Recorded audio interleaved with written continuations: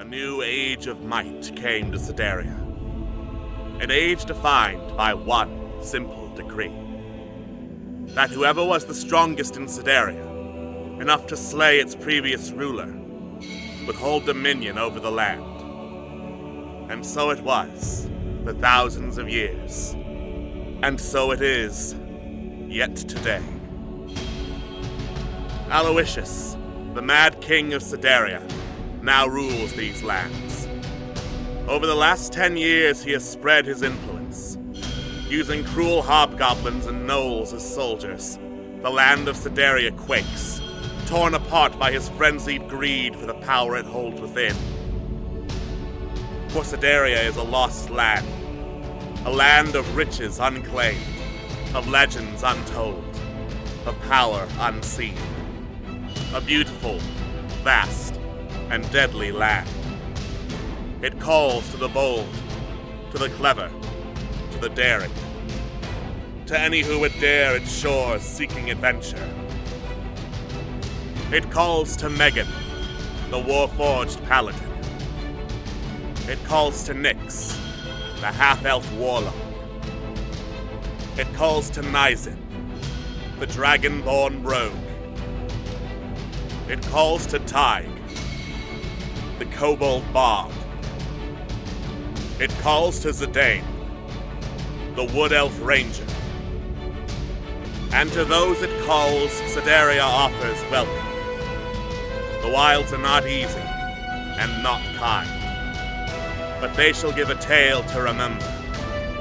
For this is the land of limitless adventure. This is the legend of the Wildlands.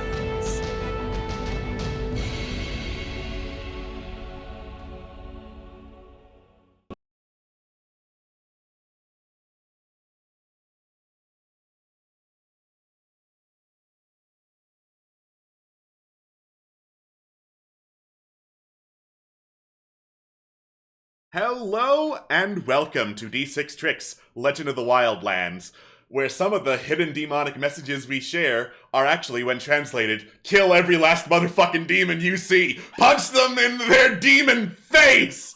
I am your host and hidden message deliverer, Alex, and with me as always is my lovely casting crew of players. We have Anne. Doom hype, doom hype, doom hype, doom hype. We have Atlas. Consider the inverse of a chick track.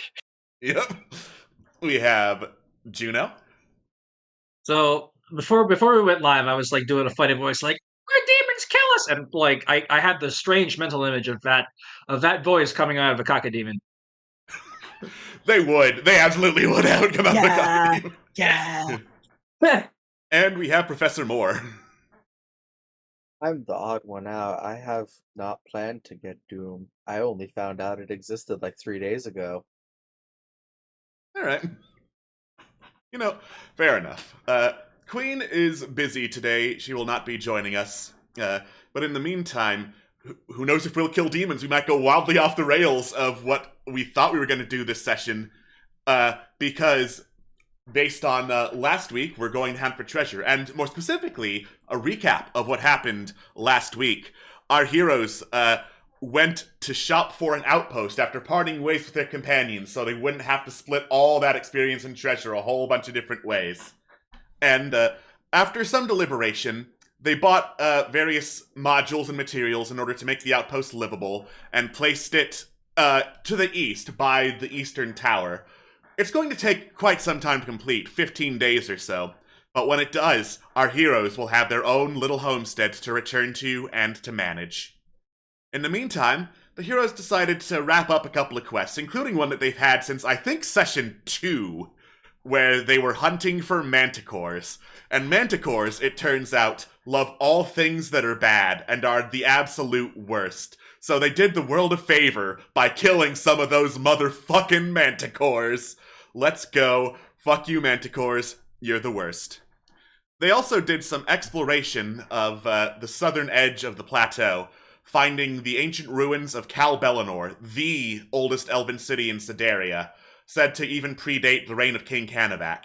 It was unfortunately ruined by a planar incursion of the winds from the plane of Pandemonium, which were nasty, blowing most of the town and city clear off of the plateau and down into the depths below, into the chasm of crying winds, which unfortunately was where some treasure apparently lay, according to Carolina's maps. But even Carolina was like, I really don't want to go into Pandemonium right now.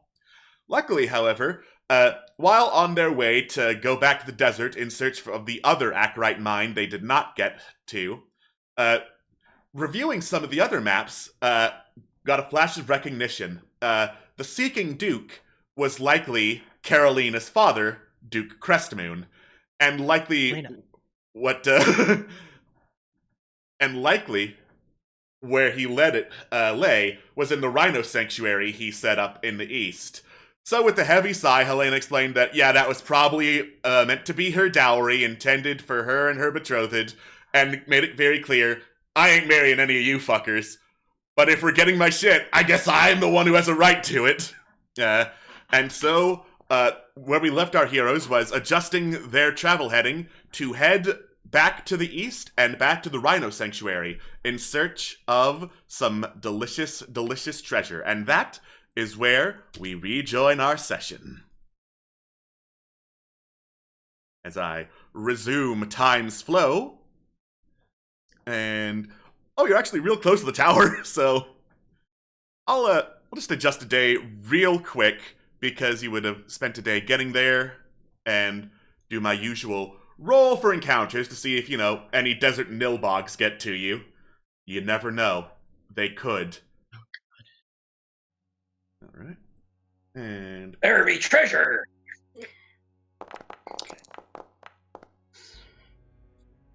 And thank God you get to the tower before any of the desert encounters would have happened with any desert nilbogs.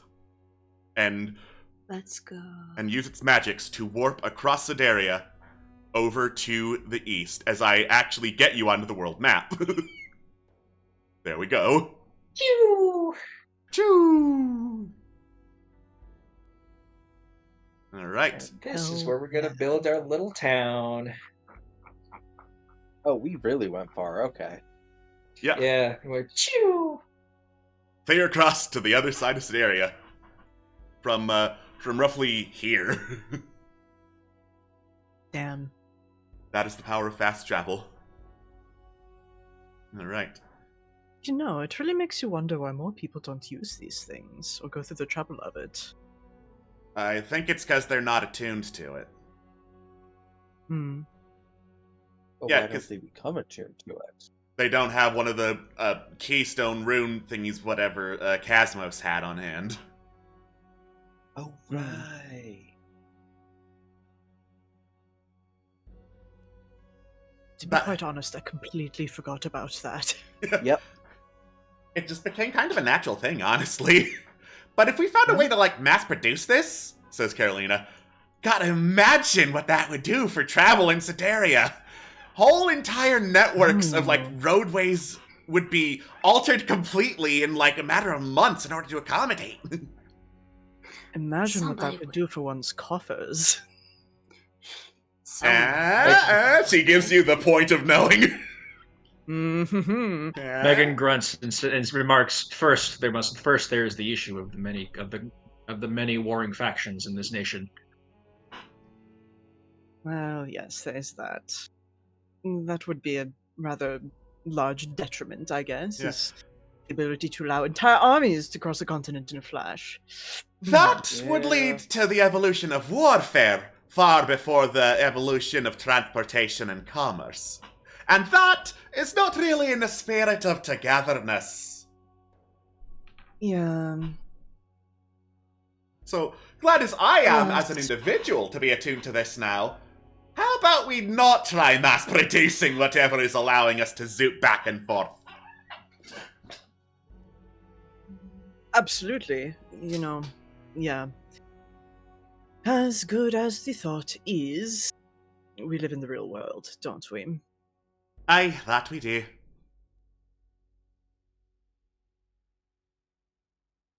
Oh man, gang, while we're over here, it'd be pretty easy to drop in on where our shit's gonna be constructed. Although, Yeah. it's gonna take like a Like It's gonna 15 take days? a while, wasn't it? Yeah. Yeah, 15 days. It's gonna trigger on, I believe Hanoris the 13th is when it's going to be finished. Gotcha. Okay. Okay. Yeah, we've got some time. Yeah, we got plenty of time. Yeah, plus it's right by a tower, so that makes checking on it very easy if you're nearby any tower. Yep. We picked a great spot. Honestly, yeah. Hell yeah, we did. As you continue talking logistics, transportation, military movements, and the like, dusk falls on Sedaria, and you settle down to make camp along the riverside. All right. In which case, it is time to watch.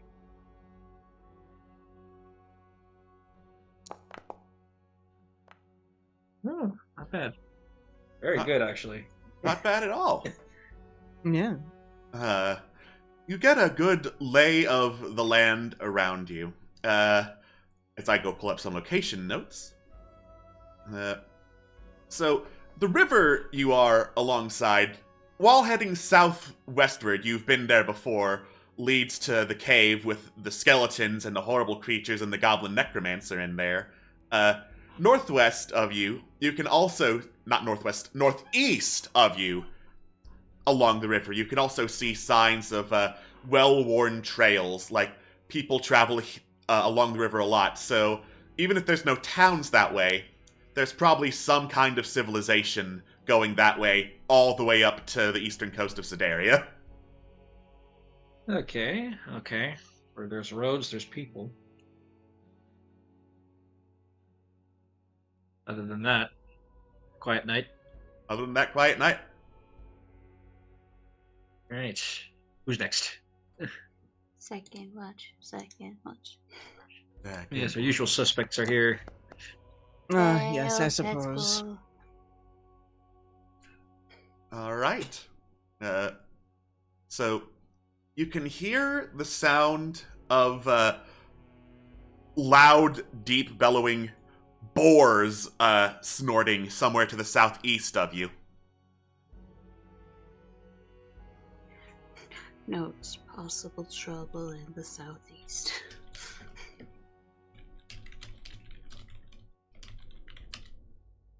I'm so sorry. Did you say roars or boars? Boars. Yeah, that's a Boars. Okay, thank you. Boars, as in big pigs, 30 to 50 wild hogs. Okay, good. 30 to 50 wild hogs. That's definitely possible trouble. Similarly, same brain cell, reaching for the push to talk.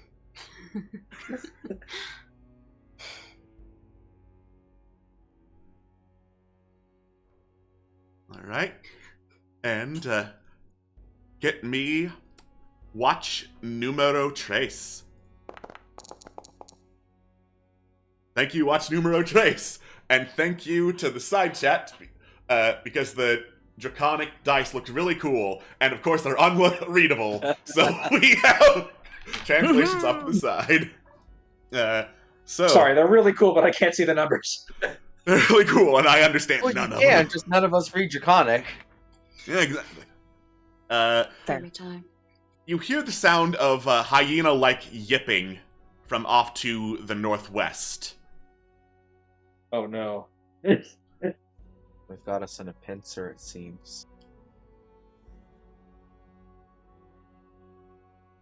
But nothing unusual. Yeah, nothing unusual. It doesn't seem near enough to be a threat to you. You can just definitely hear it down that way on the horizon, getting closer to the heartland. Yeet. Well, if they're going away from us, not quite our problem yet. Not quite. All right. Dawn breaks. Everyone packs up camp, starts getting their stuff ready for travel. Helena clears her throat as you start to head off. I want to put this out there before we go to my dad's place, so we don't have arguments there.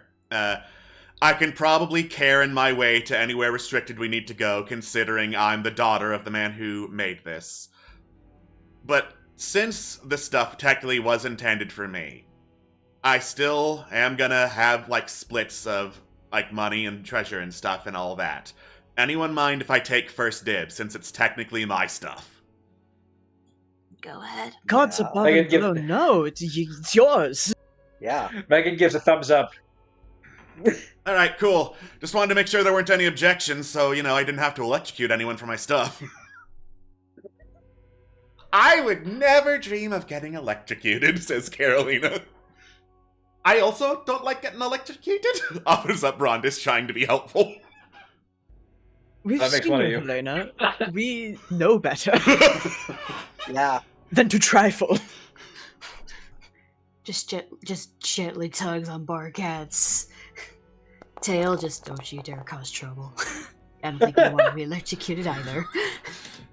It would be an interesting experience. I wonder if I opened my mouth at the right angle, could I eat lightning and absorb its power? Would I be like Helena too?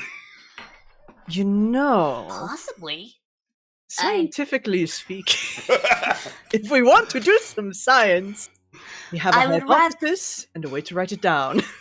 I would rather not try it when there are goods around. So let's try it on a more controlled field. Got it. Megan's staring at you all with her jaw hinged open. We're just Hey, talking Sean. science, Megan. God. We've got healers if the hypothesis is wrong.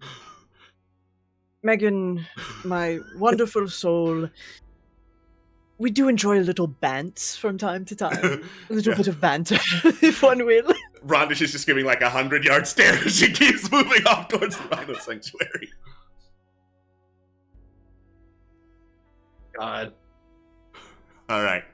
Okay. As you continue talking shenanigans as to how you could eat some lightning, eventually you arrive back at the front gates of the Eastern Rhino Sanctuary. Sanctuary. Sanctuary, even. Once more, one of the wardens comes in, gives a warm welcome. Helena just holds up a hand. I'm back here for a routine inspection, making sure my dad's legacy is held up and all that. Of course. Anywhere you need to go, feel free to. She just waves you into the sanctuary, big smile on her face. Helena looks back, smirks, power being a Karen. Yeah. I mean, you were reasonable. It wasn't even that bad. This is only 5% of my true power. Yeah. Tag nods and then appreciates.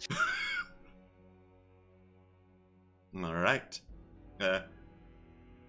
You head into the sanctuary. Carolina checks her map.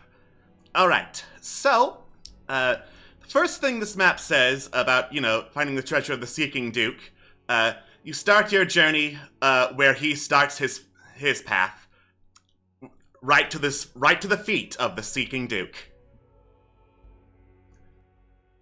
Helena looks around, points. That count? And you look over, there is a large marbled statue of a man in fine clothes, a calm and relaxed posture, leaning downward and playing a flute of some kind.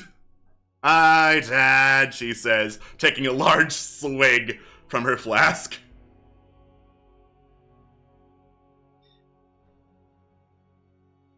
I mean, it seems the shoe fits. I mean, I should sure hope they got his shoe size right. It's his fucking statue. Say, Helena, I know that the relationship you had is complicated, but I mean, were there good things or no? A whole lot of expectations, a whole lot of impressing on me how important my role was. I didn't bother saying goodbye when I headed out to do my own thing. I mean, he said very quick goodbyes whenever he went off to go work on this sanctuary or some other, noble dukely projects back in the days when he had an actual position in the court.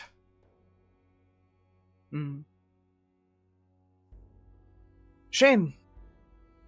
Shame he missed out on who you actually are then. Oh, I bet he would have had some words to say. She chuckles. And we would have had a great front row seat to it all. Absolutely. Right. So, heading up to the statue in the middle of like a plaza, a little small park area where smaller animals, squirrels and like birds and the like flit through. There are benches. This is like a little gathering place for people in the middle of the Rhino Sanctuary to like wait outside the main visitor center in case the visitor center is packed and all that.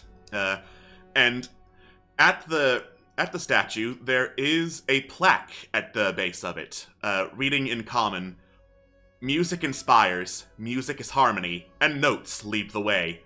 Through the 7 basics, may your way reveal itself."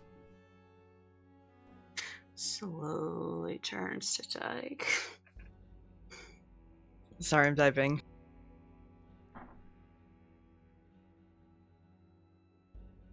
I'll copy-paste the inscription in chat. Oh, thank you. Oh, thank you. Wonderful. And notes the 7 basics. I don't know. Start going up the scales. Ionian, Dorian, all that stuff. Aeolian. Yeah, that would be my guess as well, because I do believe I recall those are the 7 modes. Yeah. So that makes the most sense. Phrygian. The weird one. May your way reveal itself. Okay, sure. Tag will take off, take the base loot and will pick a mode. They do a chord they do a Dorian scale. Okay. Dorian scale, as I look up the notes of the Dorian scale. No, it's fine. We're all good. Might as well have started with the Ionian then. Oh, damn. You play the Dorian scale, nothing happens.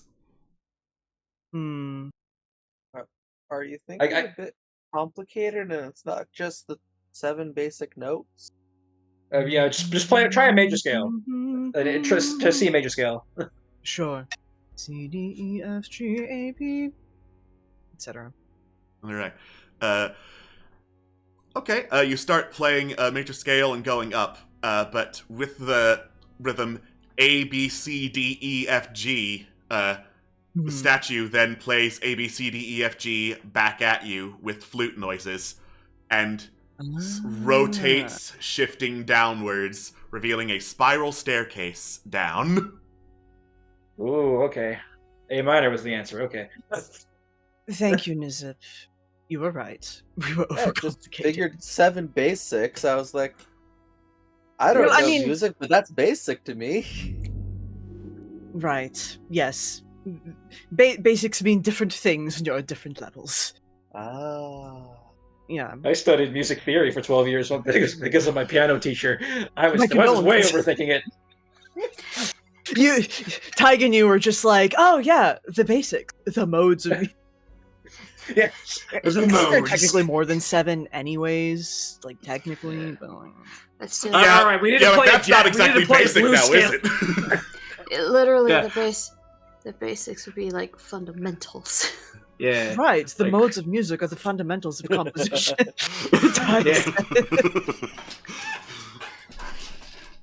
Yeah, we gotta play the blues scale to get down there. We need to talk polyrhythms. Polyrhythms, oh my god. Oh, excellent. All right. Semitones. Semitones. The spiral staircase eventually leads downward, and the narrow stairs expand into this wider stone chamber. You'd estimate like 40 feet long, circular, you would guess, of smooth and featureless stone. There are chains mounted on the walls, no more than like 3 feet in length. And on opposite walls of the chamber, the eastern and western wall, there is each one glowing handprint that is pulsing softly.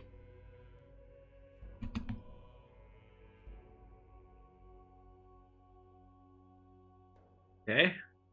Alright. Pulsing handprints. Yeah, I mean, check, see if there are any, like, inscriptions or anything like that. There don't appear to be any inscriptions in this chamber. When in doubt, glowy thing in the shape of a hand, let's put our hands on it. All right. Two of you step to opposite ends of the wall and put your hands onto the handprints. Nothing happens. All right, well, that was worth a shot. What was the rest of the descriptor for the room? I Uh, missed it. So it's about 40 feet long in a circle. On opposite ends of it are the handprints, and there are chains on the walls. The chains are like bolted to the walls as if it were a prison, and are about 3 feet long each.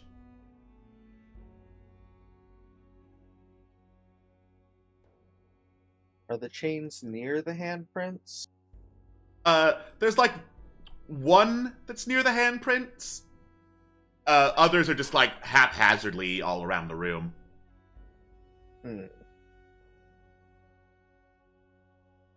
I go around, start tugging on the chains, see if anything gives. You go around and start pulling on the chains. They are pretty firmly attached to the walls. Okay.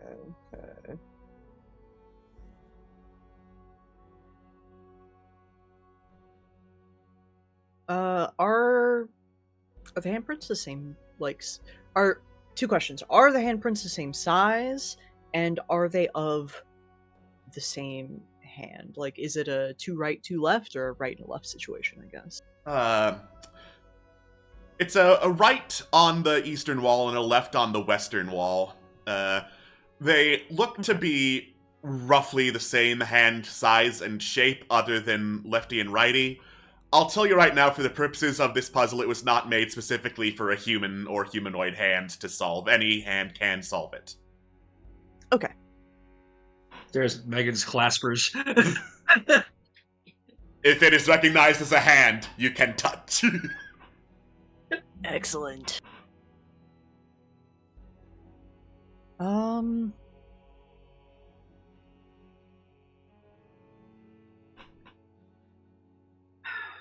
What if on the one that has a chain close to it, hold the chain and place a hand on the handprint? Alright. You hold on to the chain with one hand, and put your hand on the print with the other. The print glows a little more firmly, but then vroom, fades away. Oh, I think I get what you're getting at. And, yeah. Ty also, print one hand, chain other. See if we can make, I guess, a human chain between the chains, if possible. Human person, you know what I mean. No, we know what you mean. We know what you mean, yeah. Yeah. Alright. You explain the idea of human chain, and the group nods, starts arranging themselves, one hand clasping another hand, going across the room over to the handprints. And as one person puts their hand on the west wall, another on the east wall, with a line of humans holding hands between them, the prints glow once more, and then they, flash white. There is a, low rumble and a heavy groan as a concealed stone door on the south wall slides open. I'm noticing a theme with these puzzles.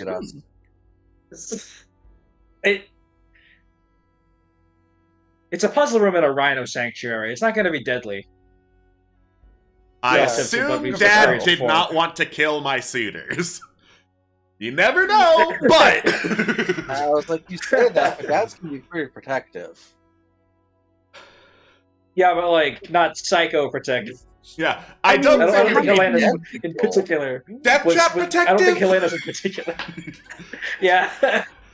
I don't know. I've seen some, those copper rags from Damascus that are what's it called, a shotgun or something like that. I don't know. Yeah. Are you saying that my dad would just throw people down here and be like, hello, I want to play a game before you, or 2 walls, you have to touch them both? Well, more like, you have to prove that you are good enough for my daughter. Alright. And, your grand heavy air quotes, grand, whatever. The grandest. Mm-hmm. But yes, you're right. Right. But you go through the pathway ahead and enter into another cavern, another pretty large space. There's faintly dripping water in this one, pooling into a small puddle nearby. As with many of these puzzle chambers before, there's a sealed stone gate that stands before you. And as with many puzzle chambers before, the surface doesn't appear to have any lock or handle to open it. But it does have another inscription carved deeply into the rock. 3 lives have I, gentle enough to soothe the skin, light enough to caress the sky, hard enough to crack rocks. Well, it's ice, of course. Yeah. Right? How do we freeze this puddle? Hear me out. Hearing. Turn the bag of colding inside out and use, like, the lining and whatever magic is enchanting it to, like, the, freezing temperature, and use that to help freeze. Wow. That's a really funny solution. Chat, you can't see very it, funny but solution. Alex is laughing. You can't see it. You might be able to hear it. It might be showing up on my audio, at least. Whatever. I'm good with words today. I'm great with words today. The session has an energy today. I'm feeling God in this Chili's tonight. So true. And yeah, she's black.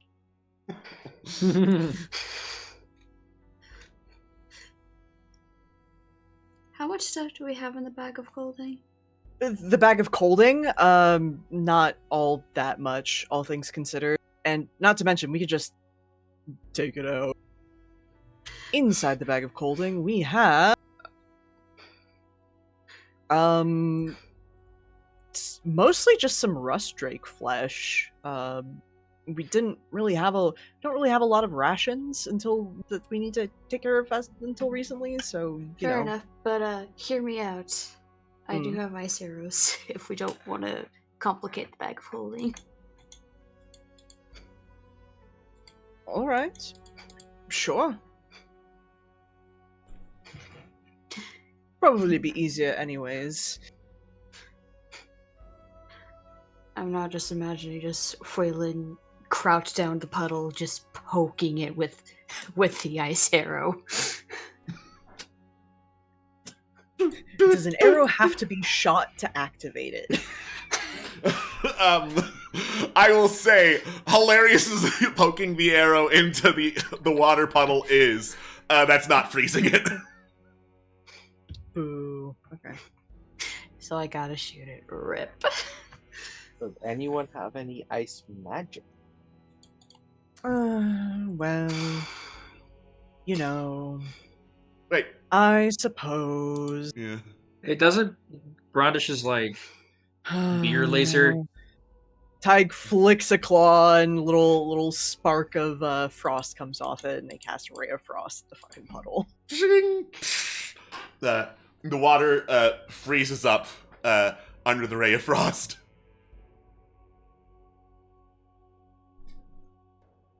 Well, it's ice now. Did the gate open? Nope. Do we need part of all 3 lives to exist at the same time? Yeah, it's Wait. like, do we need Hold on. water, mist, and ice? Oh, wait, it's a, yeah, okay, sure. Ty kind of like, waves out the spell, uses prestidigitation to like fucking heat it so it's water again. Well, water breaks stone, it's a stone gate, right? So, yeah. Probably, dump out, or not even bother. Well, no, just to be safe. Dump out a water skin, take some of the water that's here, just in case. Shrug. Go over to the gate.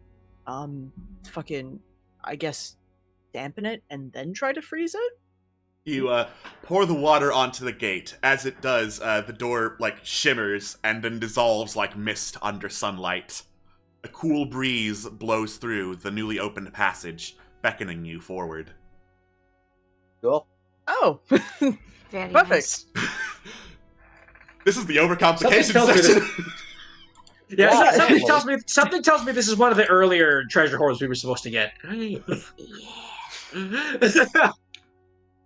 Perhaps. Yeah, as walking, Tig turns to Nizip and just like, is it really that like, am I really? Is it really that uncomplicated? Walks It's looking by. like it. Pats, pats, pats. Huh. All right. Right. You head onward, and the stone passageway turns into something with more of a sign of civilization. An ancient and weathered-looking study filled with esoteric notes and dust-covered desks. There's a heavy door that looms on the other side of it, intricate carvings on the door glowing faintly. A pretty clear sign of magical wards on it. Nearby, on a polished wooden board, there is a neat row of 20 golden keys. At first glance, they all look identical, their gleaming surfaces reflecting the dim light of the room. Ah, but what about on a second glance? I say as I would like to inspect the keys more thoroughly, please. Thoroughly inspecting the keys! Alright. You look over at the keys. They appear to have very small, engravings on them. 1 to 20 from left to right, just in case, I don't know, some idiot dropped all the keys and they had to rearrange them. Is there a place in the room that looks like it has a keyhole that it's supposed to go to? Yeah, the door does have a lock in it. Cool, I picked the lock. Okay.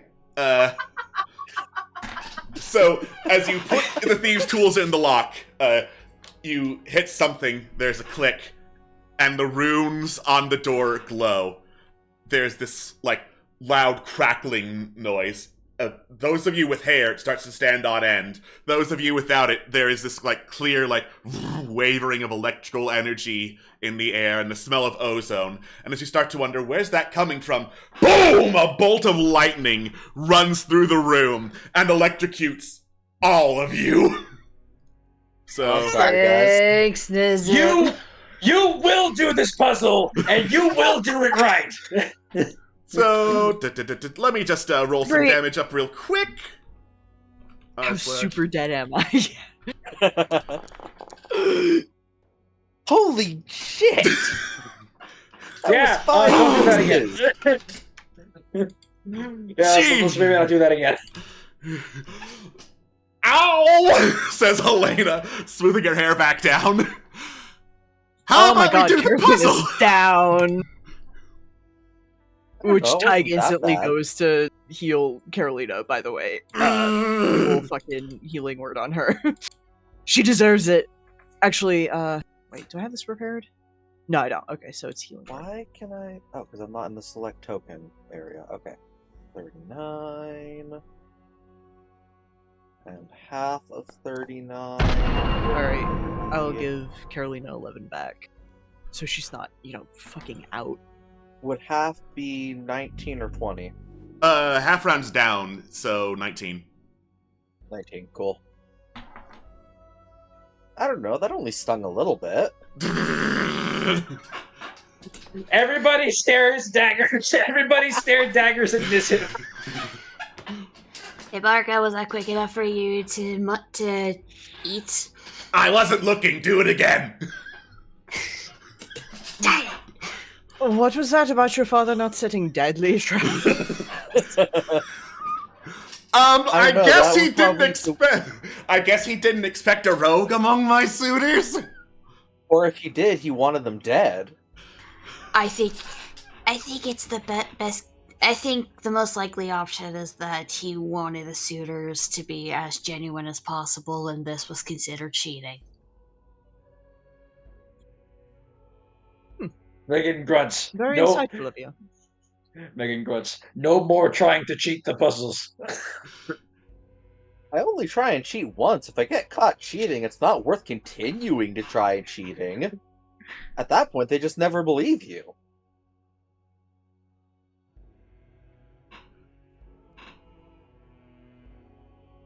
Anyways, Keys. Keys. Megan as also Tig looks Megan- at both themselves and Brondish, remember the people who have the ability to heal your ass, is all I'm saying. Megan grunts and adds that was a general statement. Let's maybe be more careful with trying to break the puzzles. Hey, you never know. This puzzle had been seeming like it was simpler than it appeared. I figured you never know. The runes on the door, does it look like they're tied, to the electricity trap that was set off, or does it look like they have additional meaning to them? Okay. Okay, well, let's look at these keys now.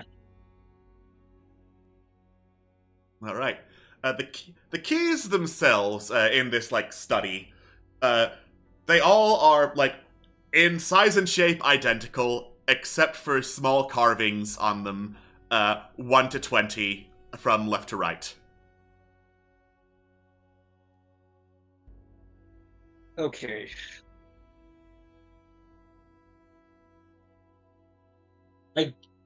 I don't want to try to do them in order because I'm afraid that the electricity trap's going to go off again if we try to do that. Yeah. I suppose I'm a little impatient. Tig is Caroline going is already to used. cast Detect Magic and take a look at the keys and such. All right. So there is a faint aura of conjuration magic around all of these keys, all 20 of them. And obviously, evocation magic on the door, which you got a taste of. You're pretty sure that evocation magic is lightning bolt. Yeah, we learned that the hard way. Yeah. Conjuration, though. Interesting. So I wonder, do the keys conjure something? Or are the keys themselves conjured? So, Say, Helena, Yeah? odd question. What day of your birth month were you born? 27th. Ah, damn. Shame. I'm Good still thought, though. gathering evidence, but I'm putting my bets on key 3. Why? I'll tell you once we've actually figured out the puzzle, because if I'm wrong, I don't want to share. Coward. Pussy. Correct. I already have you guys mad at me. I'm not going to suggest another key and be wrong. No. You No. need to think. We need to think together. Yeah. The key is fine. You're not trying to cheat the puzzle. Also, Yeah. I'm not actually upset. Oh, I It know. would be upset. Ty would be upset if you tried to pick the door a second time, but you didn't. So Yeah. Exactly, just don't do it a second time. share with the It'll be class, babe. Key 3 is slightly discolored from the rest. Oh god, Not am I like gonna actually majorly. zoom in on this shit? That's what I'm doing. I have it open, and I believe that is just a Inspecting quirk of the the image file. and that's why I didn't Yeah. want to share it necessarily, because I'm like, it could be not intentional. Yeah, something I've learned with these are very silly little hard to tell differences based on the images given. Yeah, it's, Yeah, key 3. these should be reasonable. Basically just the brown color around the top of the key is slightly brighter than the rest of them are. What about 7? Because 7, the 7 basics, the music. That's Don't touch number 7. Why? What was that? touching. Yeah. So, One, it summons a clown car. Yeah. Oh! Apparently.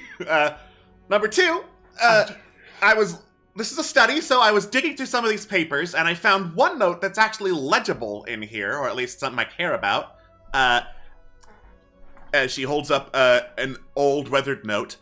This reads, for door, use key 65229.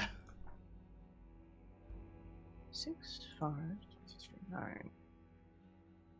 Okay, but why not use 652. key 7?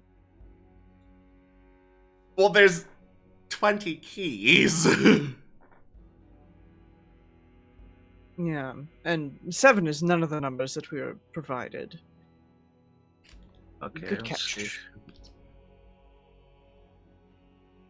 Key 2. Does that mean we use the key 20 and then 2? Because there only goes up to 20. Okay, Or hear me out. okay, Mm-hmm. Subtract all of the single numbers from the 22. You get 2. Oh, okay. or consider it could be a looping thing where it's like 6 plus 5, then 22 loops back around, and then 9. Yeah. That's true. Okay, so Numbers do edit. trace Well, insight. it would still be key 2. Hell yeah, okay. Alright, key 2 it is. Yeah. Key to it is. That's two different ideas that can lead back to 2, though. I also had a third idea before this one came up, and 2 because considering the dad would want his girl be happy with the suitor. 2 as a couple. Okay, well, But Oh, cute. Hmm. cute. Who's feeling? You know what? Nizip, you should do the honors. But if it's going to electrocute again, and it just electrocutes me, yeah, I'm the best one to do so. Thank you. Because I am feeling like shit right now. Yeah, you all look pretty bad. What happened to you guys? I don't know. I'm running out of the room, says Brondish. good question. You know, when you put it that way, the two of us, yeah, follows her. Yeah, stepping out of the room might be good for everyone's safety, because if it does AoE again, I don't want to be the only one standing with no healing. Also, Carolina will be dead because she already used up her hardy proc. Well, I guess. And I don't want Yeah. Carolina to die from something as neither. dumb as a door trap. Locks arms. What with a way to Barcat. go! Locks arms with Barcat and Carolina and just walks out. Nope. Goodbye. Once the room is clear, I shall try key 2. All right. The key clicks into the lock.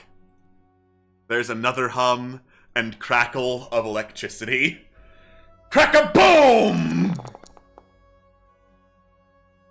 And, Thanks, so... Brondish.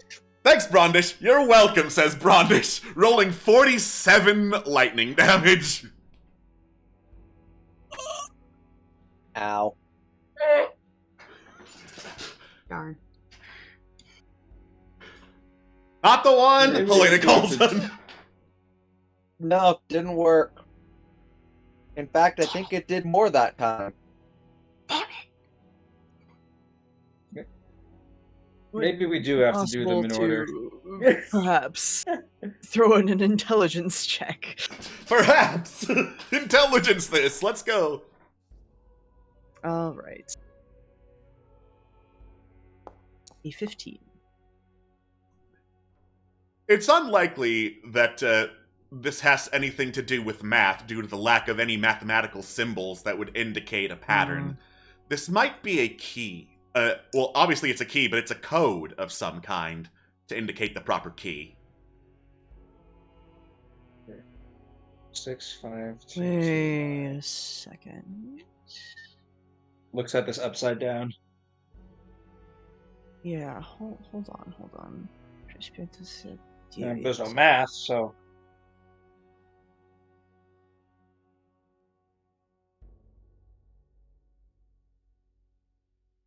No, I don't think that would work.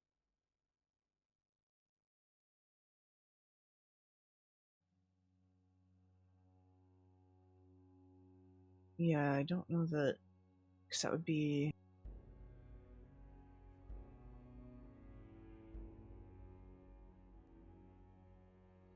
No, I don't think See if this is, alphabetically like- would be the thing, because that would be F-E-V-I. Wait, 5? Wait. Because 6 is F, 5 is E, 22 is V, and then 9 is I. I mean, I guess there's 2, so that would be F-E-B-B-I, but that makes even less Well, sense. it does. Those are the letters that are in the word 5. True. Yeah, so 5 might be it actually. Okay. Okay. Somebody heal me. I'm gonna try it because I have the most HP. Well, actually, I have one way I can heal myself really quickly to probably get me up a bit more, because I don't think even with your HP you could survive another one of those at full blast. How many dice was the? Was there more dice the It second went time? from 8 to 12, yes. Yes. Okay. I added 4d6 to the blast. How big is the room? The room is, like, again, about 40 feet to a side, big enough to hold all of you in it. Okay. Damn. The answer is too far for a mage hand. Because mage hand is 30. I mean, 5 does make the most sense.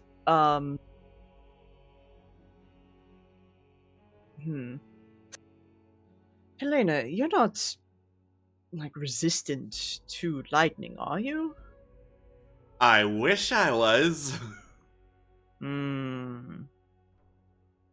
Unfortunate. Okay. I believe as she levels up, she does get the ability to gain resistance to lightning whenever she's attacked. Let me Ooh. double check her advancement.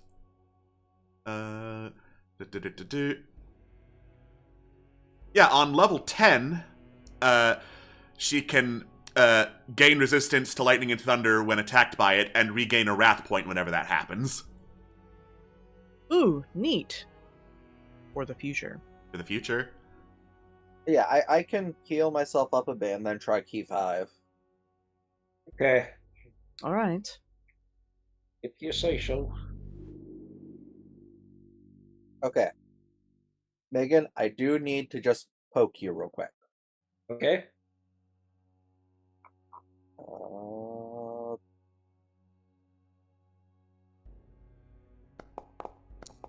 Assuming I actually hit. Amazingly, that does hit Megan.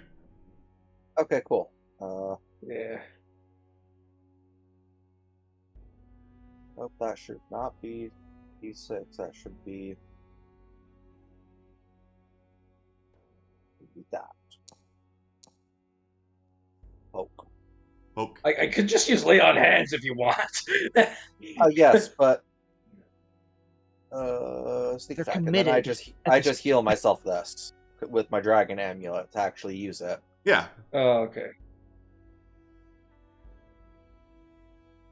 Please don't deal this damage to anyone. Just roll the dice, please.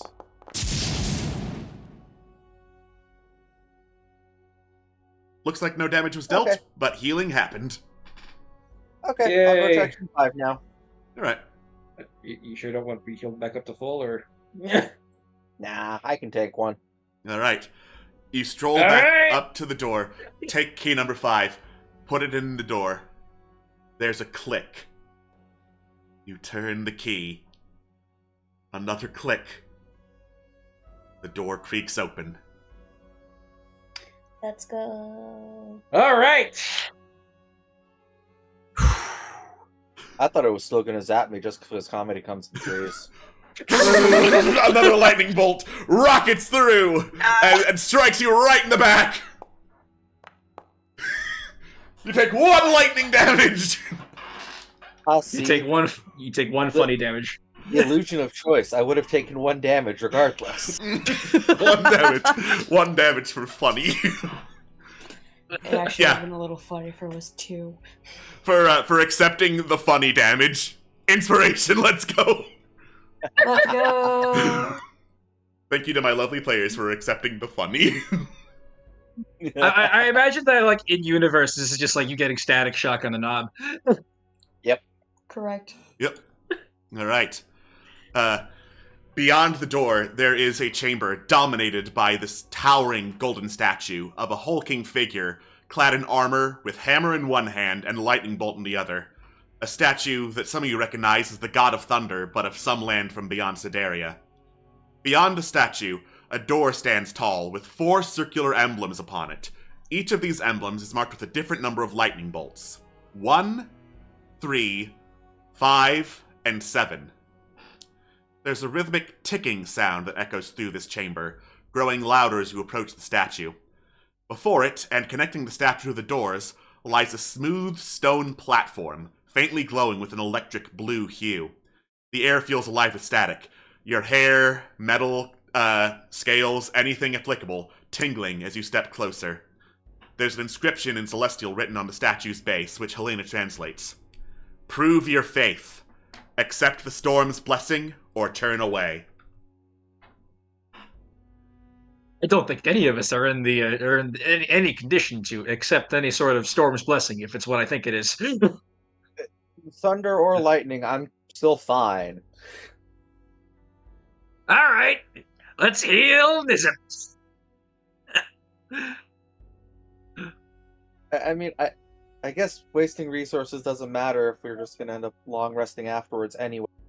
Yeah, this is like a treasure hoard thing. So like, it just doesn't super matter unless we fight unless have to fight something at the very end, like the mega rhino or whatever, Yeah. like a super lightning rhino. Super lightning rhino. A rhino comes in, wielding a hammer and a lightning bolt. I am the rhino god of thunder, Rhino Thor! Rhino. Okay, but yeah, no, A Yeah, but no, thino, Jeff- if you will. a thino. That's what he's running on. All right, let's see. All right, so you're missing 35 HP. So let me lay some hands on you.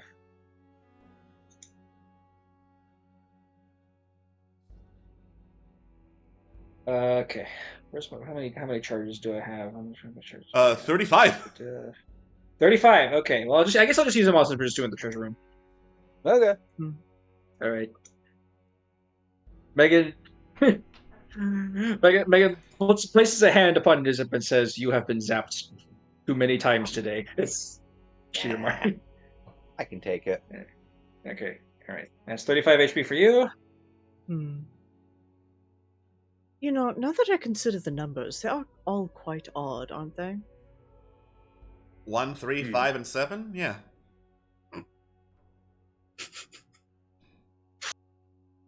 Sorry, I couldn't resist.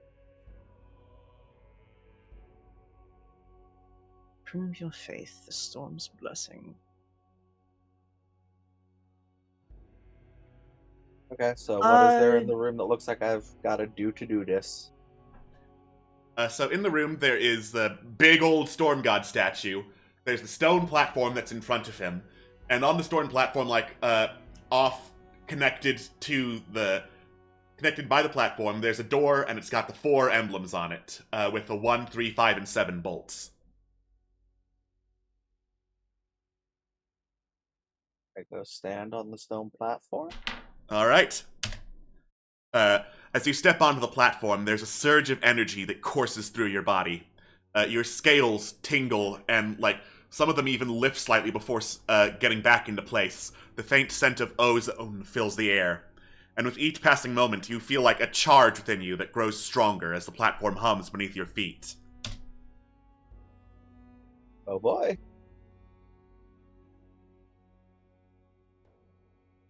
Who wants to get touched by Nizip?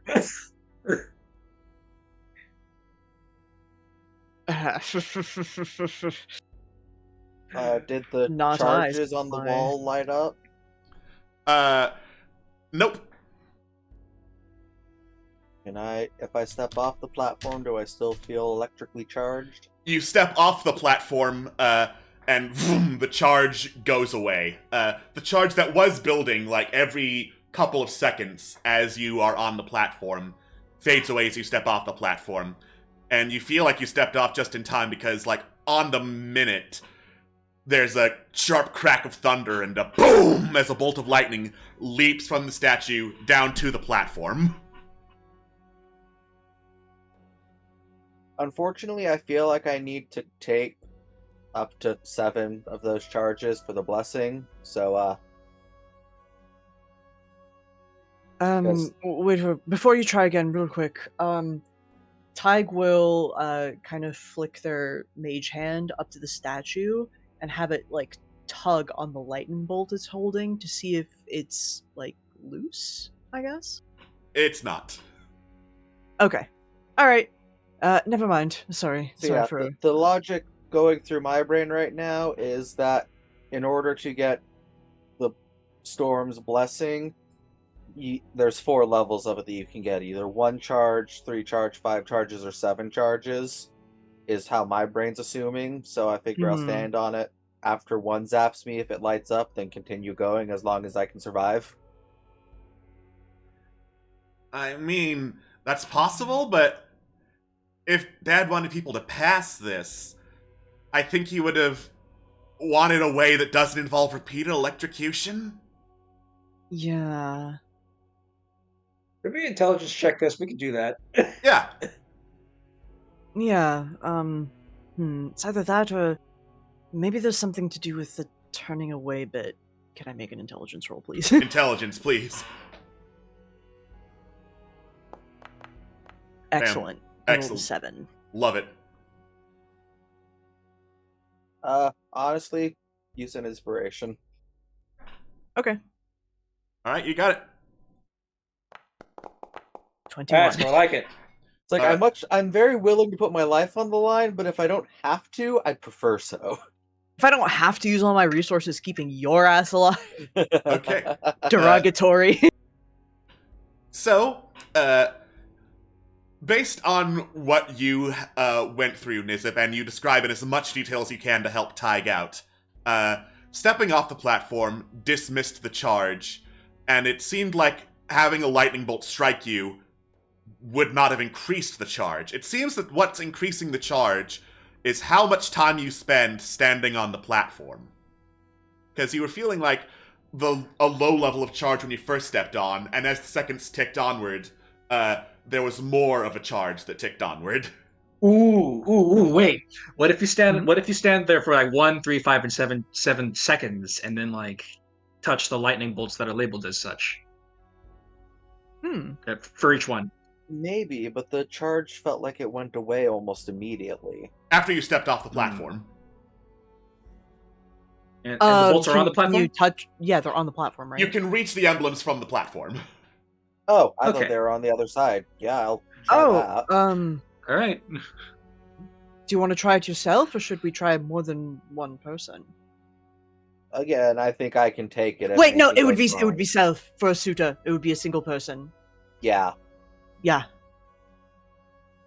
Okay. Alright. Good Best luck. wishes. Take some bardic. Cool. Yeah. Which I think it's at a D8 now. Finally, is it? Yep. Finally a D8. Yes, very good.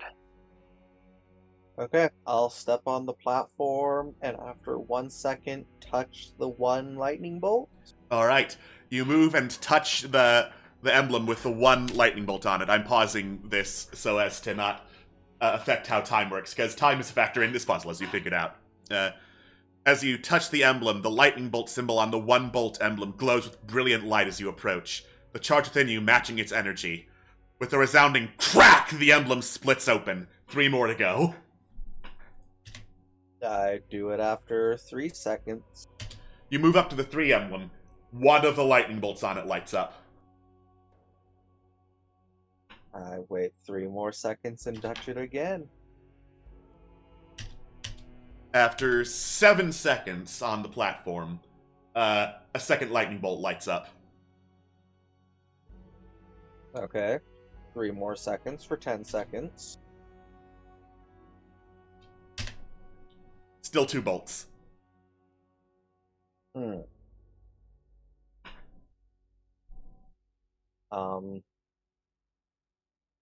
Continue standing until the third bolt lights up? All right. On the exact turning of the minute, there's another crackle and a boom as a lightning bolt leaps down from the statue to the platform and thus through you, dealing some lightning damage. So 4 total. Okay. But See, if it's all like that, I can take this. But at the very next second, a third bolt lights up.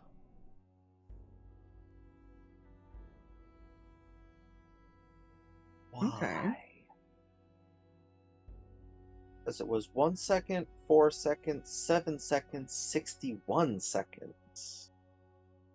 It's been a total of 13. Thought you said it on the minute. Well, yeah, but you started on the platform before the minute turned, so like... Oh! Yeah. I follow now. Well, You said it was... not on the minute since you've been on the platform, on the minute of the clock that is Gotcha. there. So Okay. it was 13 seconds, you said? Yeah, it took 13 seconds for the third lightning bolt to light up. 7. I continue standing on the platform. Okay. I touch the 5. You move to touch the 5. You did not touch the 3 yet, so the 3 Oh, and the 5. The 3 and the 5 now have 4 bolt imprints lit up on them.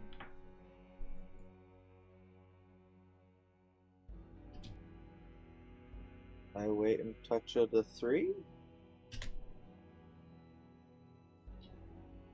You touch the 3. There is like a crackle, and the lightning bolts stop glowing, and then 1 starts glowing. It looks like you reset your charge. Okay, so I wonder, is it a case of you wait for the charges and then when you shoot the bolt it like expends, so it expends your charge, so you have to wait more for the like how are you understanding it more, because I'm kind of lost at the moment. So Honestly, I'm same.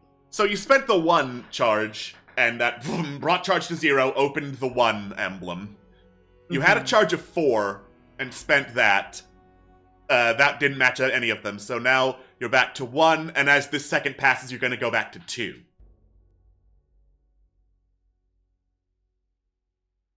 So do I just have to wait until I have 16 charges?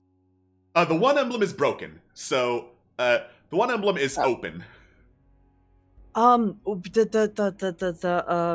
How many charges was, or how many seconds had Nizit been standing on the platform before they got shocked?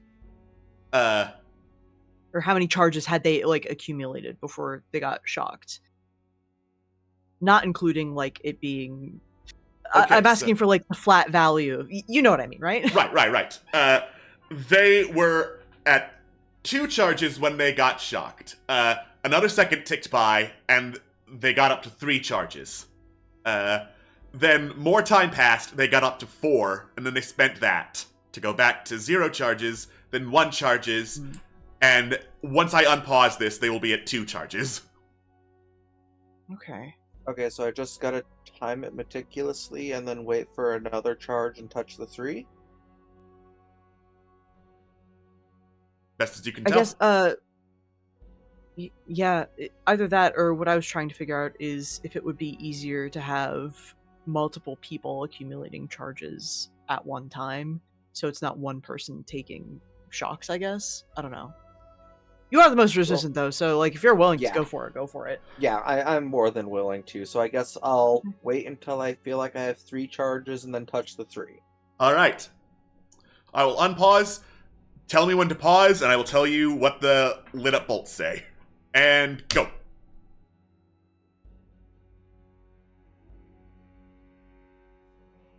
Repeat that 3 seconds. All right, so pausing there, you step towards the emblem. The 3 is lit up with 3 bolts. You touch it. It blasts open. 2 more to go, and we're back to 1 charge.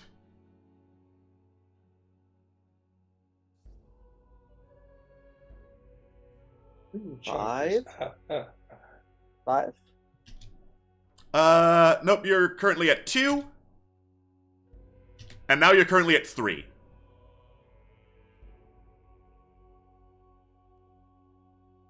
Is anyone else getting what the timing is on this? Because I'm not. I'm sorry, I'm a little lost. I apologize. All right.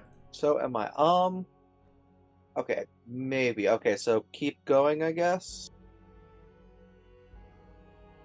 You're about the clock really quickly. Yeah, I'm trying to watch the clock, too. Yeah.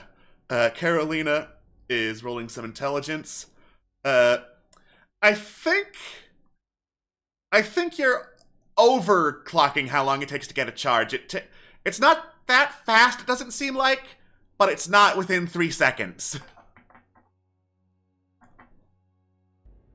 So, you're currently at 3 charges.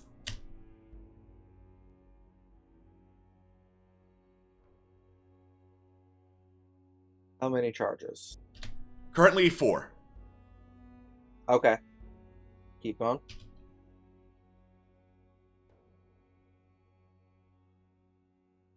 How many charges? 5. I touch the 5. Crack! Oh. The 5 emblem shatters open with thunderous force, leaving only the 7. Okay.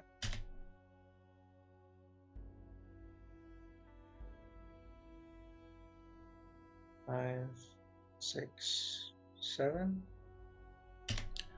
Alright, the clock has passed another minute. Once more, it rains down, boom, a bolt of electricity, whopping 3 damage. Amazing. How many charges do I have? Currently 2. Okay.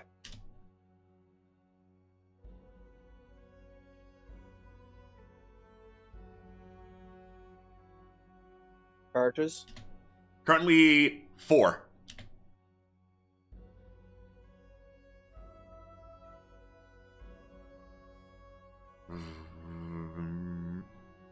Charges. Doing some math. Currently 5.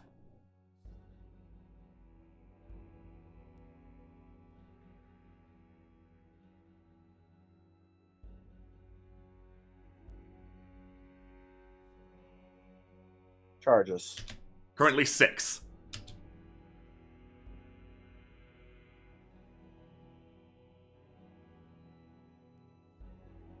Charges. 7. I touch it. Alright. You touch the last sigil. It blows open, and you step off the platform to dissipate all the charges. And before you stands a vault door. Now, you technically did solve the puzzle, but for a bonus puzzle and a chance to get that inspiration back, would any of you like to guess what the time frame was for gaining a charge? First charge is 1 second. 2 charge was second. Second charge was 2 seconds. 3 was third was 3. Fourth was 4. Fifth was 5. Sixth was 6. Seventh was 7. Incorrect. It's a consistent number. Was it... Sorry, what it was a consistent number you said? Yeah, you gain a charge every this number. Every consistent number. 4 seconds? Nope. I don't know then, because I swore I had the timing on it because I was counting and getting consistently what I was after. No, that's cheap. Yeah, I don't think I can hazard a guess. I honestly Yeah. have All no right. idea. The answer is 6. Every 6 seconds, you gain a charge. Okay, I was just blindly falling into that then. Somehow it worked out that you were getting those charges. Vibes-based puzzle solving. You'll love to see it. Puzzle solving. Let's go. It probably was because my math was inconsistent at the lower end, but then by the higher end, when I was counting 5, 6, and 7 seconds, I probably just had enough spare seconds that it lined up coincidentally. I believe it did. I thought it was like a 1-1-3-3 type deal, but yeah. Yeah. You think I'm good enough at math for that? Yeah, I my don't thought was that know. like You it was just let me know. it was yeah, All right. yeah, it was like one per pedestal. Yeah. To prove that you are worthy of marrying Helena, you must enter all the numbers of the Fibonacci theorem. You must solve this Listen. factorial. As far as Helena has spoken to us about her father, I don't know, he could have been a weird freak. He seems like Yeah. a weird freak. You could have been a weird freak. And you know, to be completely honest, my entire thoughts going through this puzzle was he knows his daughter has problems with discharging electricity. He would want whoever she's betrothed to be able to stand electricity so the puzzles would test their tolerance to that. Mm. Some tolerance we had to that last room. I will have a question for after show. Please remind me. Okay. Thank All you. right. In the meantime, you stand before the vault door, ready to crack it open and get to Duke Crestmoon's treasure. If all of you could kindly go into the journal and under Loot Treasure Map Treasures, open up Duke Crestmoon's treasure. All right. Oh, it's asking me for my actual password, like my like Foundry password. Oh, dear. It's asking to autofill my. It's asking me to autofill my Foundry password. Well, don't do that. The autofill did the same for me. Someone's who using gave LastPass. Helena her powers. That's really funny. Sorry. Beyond this door lies the dowry for the man who would wed my beloved daughter Helena. Speak the name of the angel that blessed her, and my own blessing is yours. Fucking, of course he would assume it's a man. So true. I mean, yeah. Are you? You're not straight, are you? I'm definitely not straight. I don't know what beyond that. Oh, thank the gods. Yeah. The I feel like we name had of this an information angel. before. Yeah, I'm kind of skimming the notes. Is that what goes into the notes? Oh yeah. Yeah.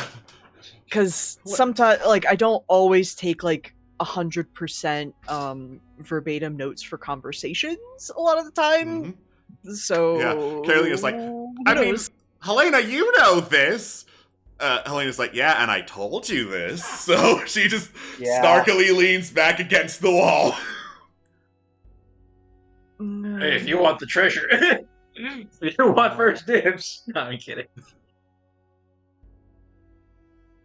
Yeah, it's Oh if my anybody's God. notes has this, it's probably Queen's, honestly. Could be. Alas, she's not here. Alas. Yes. Fun fact, Hold up. we hired Helena on September 28th, 2023. Oh my god. Oh my god. It doesn't feel like it's been that long. So guess who has access to her you- notes? Oh, Oh, boy. neat. Because she Yeah, did. I've got her notes saved as well, but And I'm so fucking glad she highlights names and terms. That actually makes things easier. yeah, you know, might be worth No, skimming through not those notes as there. well. Sorry, what did you say? It's probably worth actually skimming through those notes as well. Was Yeah, we're peeking through Queen's notes. That's what I'm doing. right Oh, now. That's what I'm yeah. doing right Sorry, Yeah, I the, straight up didn't hear what you said. now. Yeah, give me- Behold, chat, the ultimate puzzle, making players remember your lore. I'm sorry, usually I do a better job, but it's To be fair- been a long time. It's been a long time, and to be fair, how many names have been thrown our way in the how many years we've been playing? Yep. Almost 2. Yeah. Oh god, we've been here for almost 2 years. Don't forget, you're here forever. Woohoo! Let's True go, though. boys. You can't escape me. Was it here?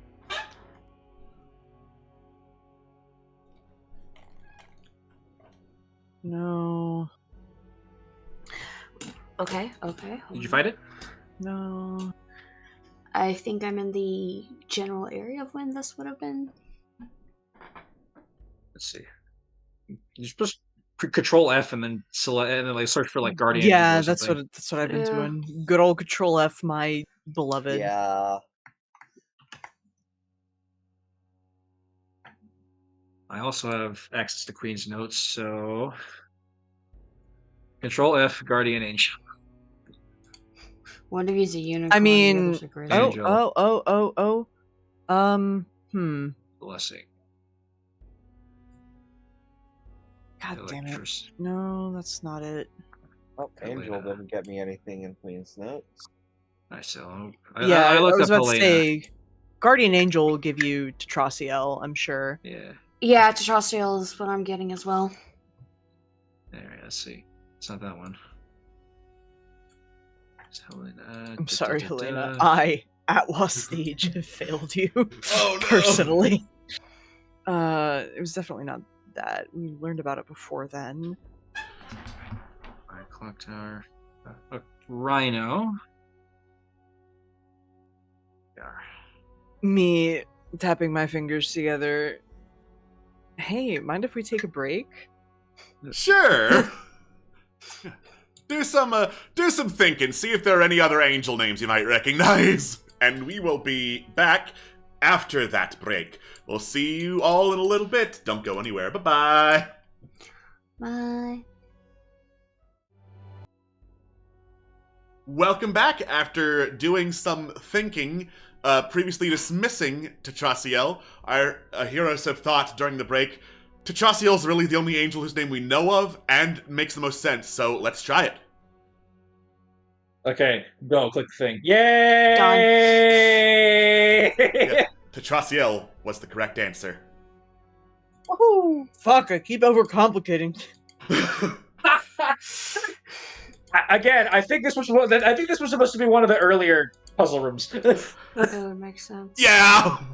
Yeah. We could have done this when we went to the Rhino Sanctuary, like in the first place. Oh well.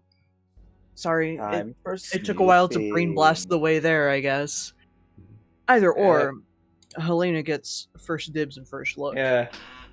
Right. First dibs. We should probably identify some of this stuff first. But you know, first dibs and first look, of course.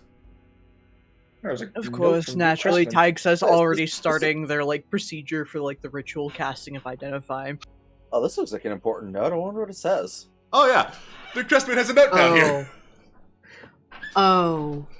If you read this, you're gay. It is if having already opened it and has begun reading it. Yeah. Yeah, and?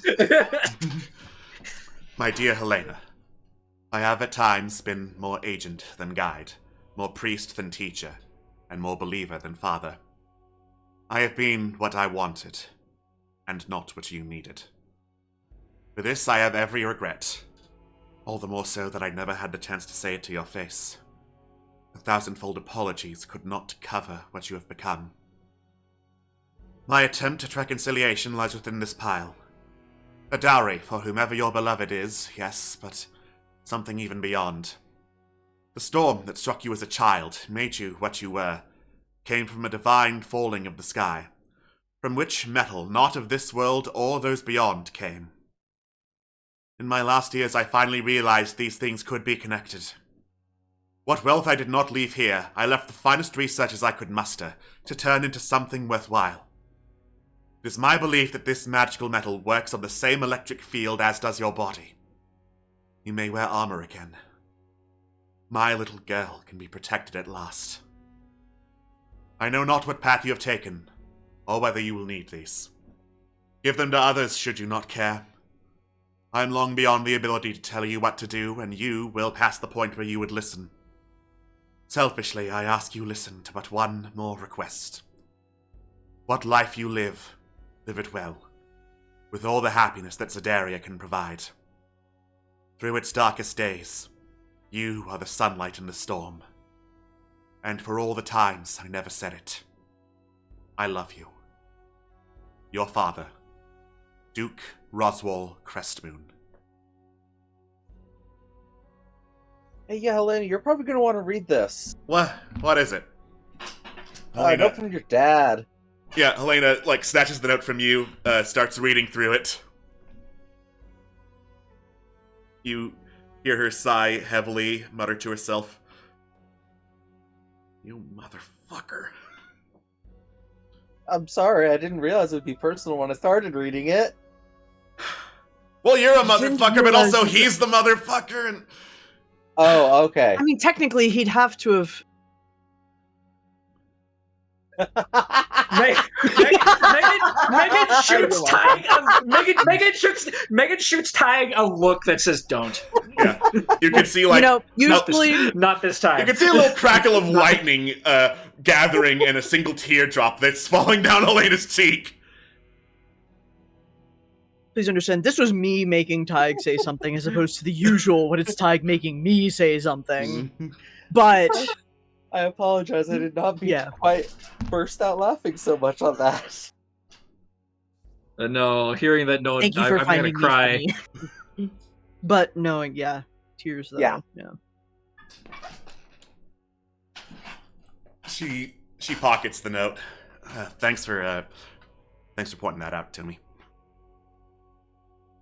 I'm taking this, by the way. Little things are Obviously. easily I don't want it. I should hope none of you want it. Like we said, first dibs. That being said, as Tig puts down the finishing touch on the ritual circle that they sort of drew, that kind of kneeling in, do a last final strum of the lute. Bring me things to look at. I guess we'll look at the armor first. Yeah, I guess we'll do the armor first because it was mentioned in the note. All right. I'm gonna go ahead and move it to Helena first, because she might want it before I doing any identification. Yeah. Armor she can actually wear? Absolutely. Yeah. Right?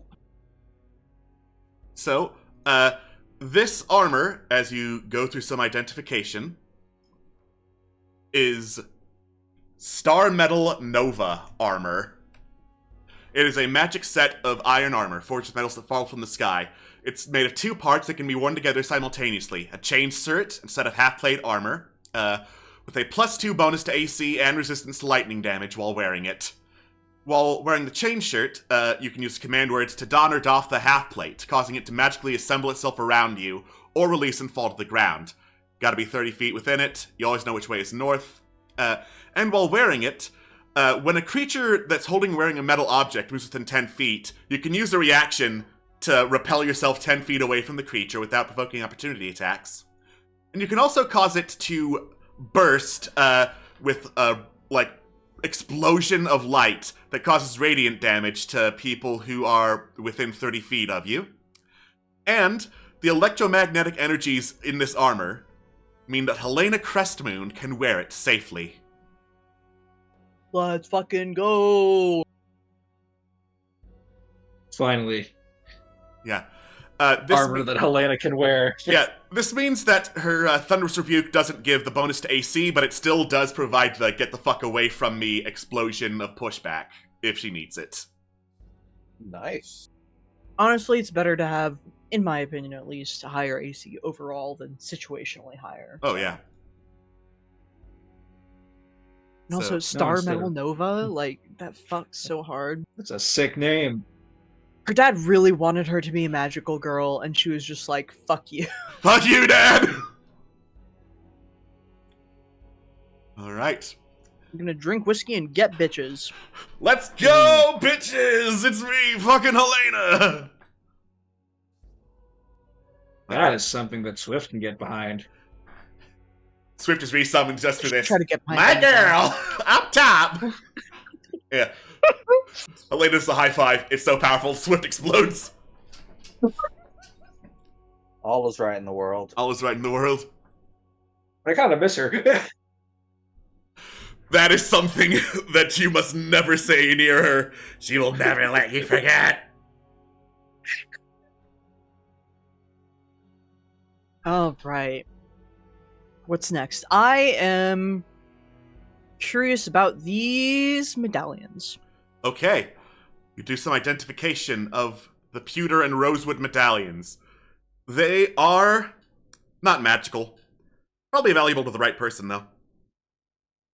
I think I think Alright. I think we should take a look at that spear to see if it's something more thematically appropriate for Helena. All right. So I'm gonna drag this to the horse cart real quick, and then unload it from there to whoever wants it. Okay. Okay. So the spear is a star metal shard spear. It is made by connecting 3 long, sharp fragments of star metal. It's a +1 spear, and whenever you attack with it, you can leave one of the fragments embedded in its body, and as a bonus action, cause all the embedded fragments to rip out and return to the blade of the spear, causing some slashing damage when everything leaves the body. If all 3 shards are embedded, this also causes the creature's speed to be halved when the shards rip out of him. Ooh. And Tag sort of like hands it half first, just, this is a vicious little thing. Pretty nice, pretty nice. I'd like to, I'd like to see what all the weapons do before taking my pick out of those, because a lot of them look like stuff you guys can't use, but probably me and Megan could. So, Of Okay. course, yeah. We'll go for the weapons themselves then, the dagger, great axe, and hammer. cool. Let's go in order. All right. So the twisting dagger is also star metal. It's not a star metal spear. Let me correct the name to star metal dagger. Crafted using strange and unearthly metals from a meteorite. When you use an action to toss it into the air, it orbits your body up to 3 feet away. Another creature can try to grab it from you, but it has an AC of 24 and needs a 24 acrobatics check to hit. And when you take the action when the dagger's orbiting you, as a bonus action, you can have it attack. It'll use your attack roll and ability score modifier to damage rolls, and then flies back to you. In addition, when you're hit by a ranged weapon attack, the dagger can help parry some of the damage and reduce the damage you take from it, like the monk ability. Probably should go to Nice. somebody with lower AC.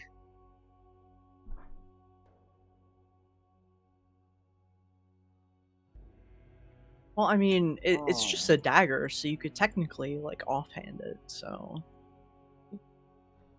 Theoretically, anyone who knows how to use a dagger could use it. Just toss it into the air, have it orbit, and then get out another weapon. Which I think is technically anybody, because it's a simple weapon. Yeah. Sorry, I interrupted. If it didn't require attunement, I'd want it just so I have 2 things orbiting me at all times. Whoa. Theoretically, Carolina could use it, because she knows how to use daggers. Oh yeah. Yeah, let's give it to Carolina. Yeah, I think Carolina having a little buddy. Might be the best. Might be the best choice. Unless, of course, Little Helena knife could buddy. make use of it. All right.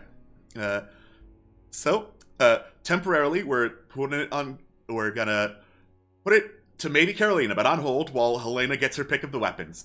Great Axe. Mhm. So, the Great Axe is a star metal solar axe. Solar. It can be fused into a great axe or fissioned into 2 separate battle axes with endothermic and exothermic reactions.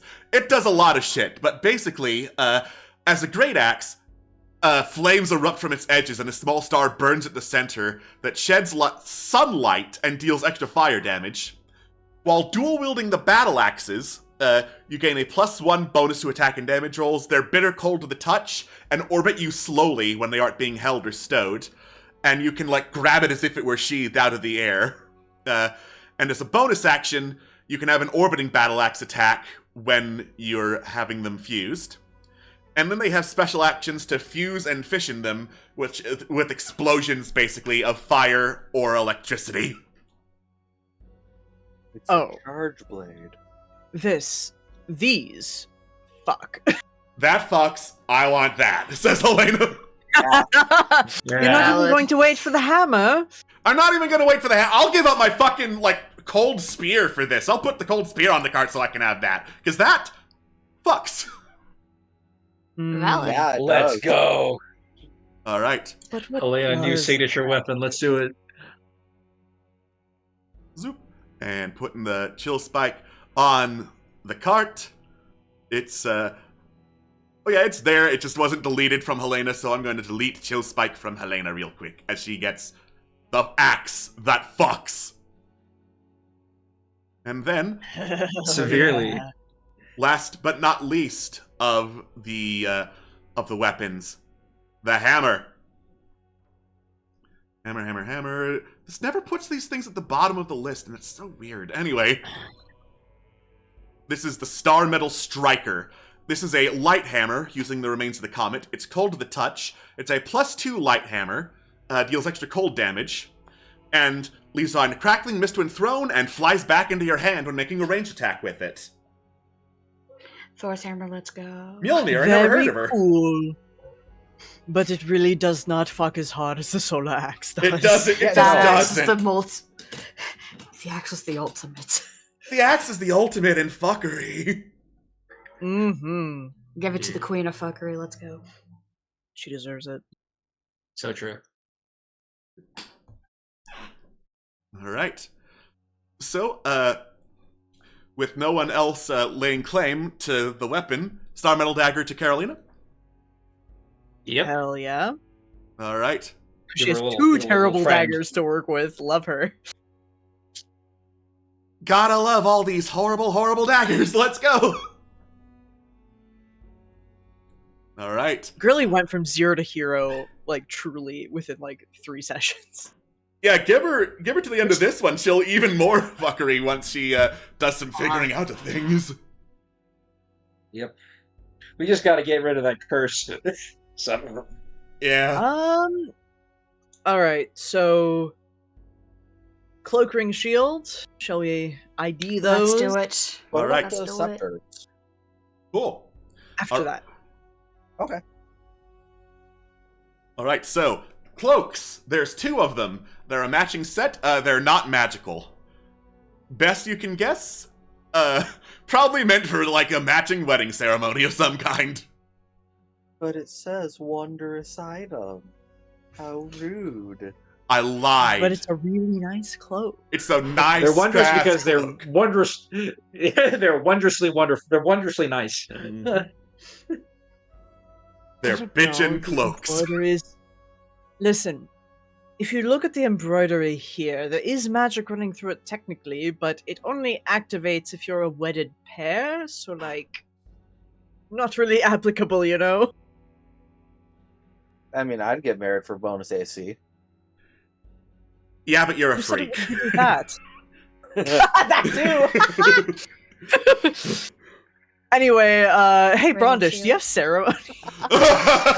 No! I'm not gonna marry you for This whatever has- this AC is!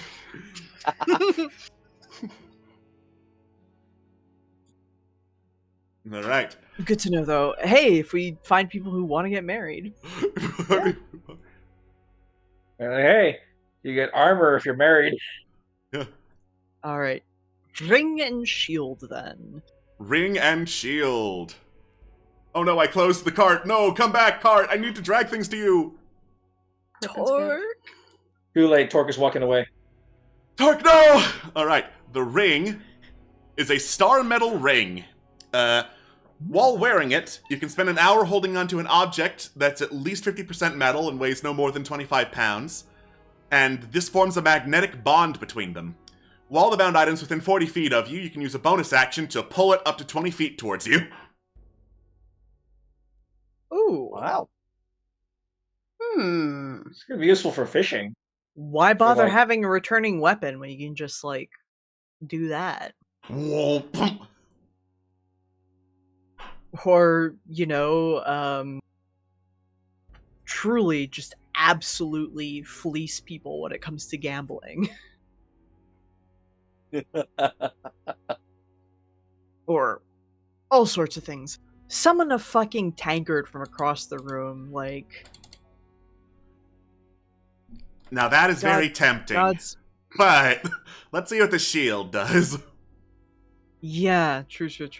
I mean, Alright. it's a ring. I just fuck with those regardless. Mm. The shield is a star metal shield. It's an open metal shielding gauntlet, and it's pretty small, offering a +1 bonus to armor class, but when you're the target of a metal weapon or projectile, the bonus is +3 instead. It also hovers above the gauntlet, leaving hands free. As an action, you can throw the shield at up to 3 targets within range to, like, bonk them with the shield, taking magical slashing damage, and then it'll return to you. And because of its otherworldly magnetic properties, Helena Crestmoon can safely wear the shield and gauntlet. Let's go. So, just to clarify, because it hovers, technically she could use the shield as she dual wields the axes? Yes. Yes! Helena just became cracked, Shoves y'all. at her. Well, This is the Oh, who's that Helena. fucking Turbo exponential fuck. This is the Helena treasure hoard. It's meant for her, Mhm. and if Yeah. you have her, she gets the best shit, but becomes awesome. God, we He just becomes made awesome. Helena awesome. All She always Helen has was, always but, you been know. awesome. Thank you. Okay. She's already been awesome, but she's become More doubly awesome. All right, all of this, I'm taking all of this. The axe, hammer, shield, that's mine. Rest of it's yours. I got my dibs. I got my dibs. So there's the brazier, rod, and scepter still. Brazier, but yes, Brazier. rod and scepter first. I would be embarrassed as hell if my dad put a brazier in here. Star Metal Bra. Star metal, bruh. Helena can safely wear it. Finally, an underwire that works for her. Finally. Finally. Yeah, my titties were just bouncing everywhere before this. The brazier and the rod and scepter, very fancy but not magical. Okay, well, cool. The Nice. bone Excellent. rod intrigues me, though. Yeah. You want to solve the maze on it? Well, like, Do- what Sorry, go ahead. what intrigues me is the fact that what if it's an overhead view of a real maze? But then again, this episode is the theme of overcomplicating things. There's been a We could certain ask Carolina. Yeah. She looks over at the labyrinthine bone rod, compares it to her maps. I don't know if that corresponds to anything, but give it to me and I'll do some studying over at camp, maybe? Okay.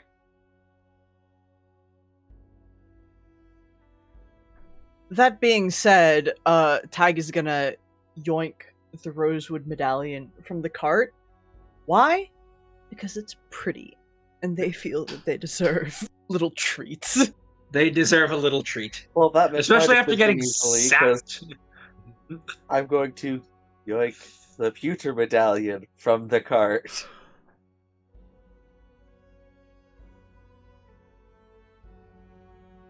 We can sell it off later.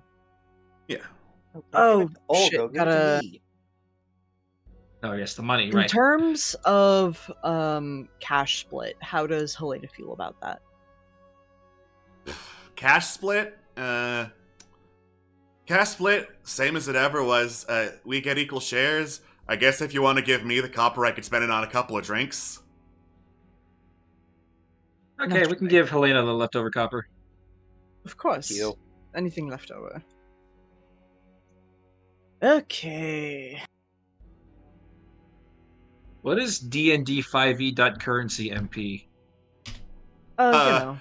So I put that in to give you somewhere to calculate monster points if you ever like got them and wanted to shop with Lashrikant and Whisper. Oh, okay. Thank you. I mean, we could sell them a bunch. We do have a lot of monster parts that we should probably get rid of. Like, I don't know. Yeah. Pterodactyl wings and shit. Yeah, theoretically, I could also put in build points in there. Oh yeah, speaking of which, because you now have build points, I did not put this in because I did not put any build points in the system itself. But within the Dowry is enough scrap for 3 total build points. Ooh. Ho ho ho.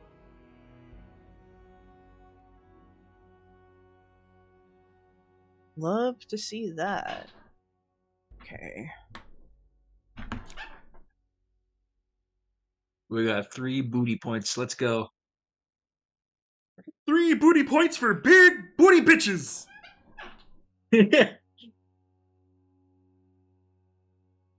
Kermit Wood. He's married to one. Alright. You head out of the caverns underneath and out to the surface. The statue of Duke Crestmoon rotates back into place behind you, as if you'd never gone down. Helena takes one last look back, mutters, "Thanks for everything, you son of a bitch," and heads out of the Rhino Sanctuary. Aww.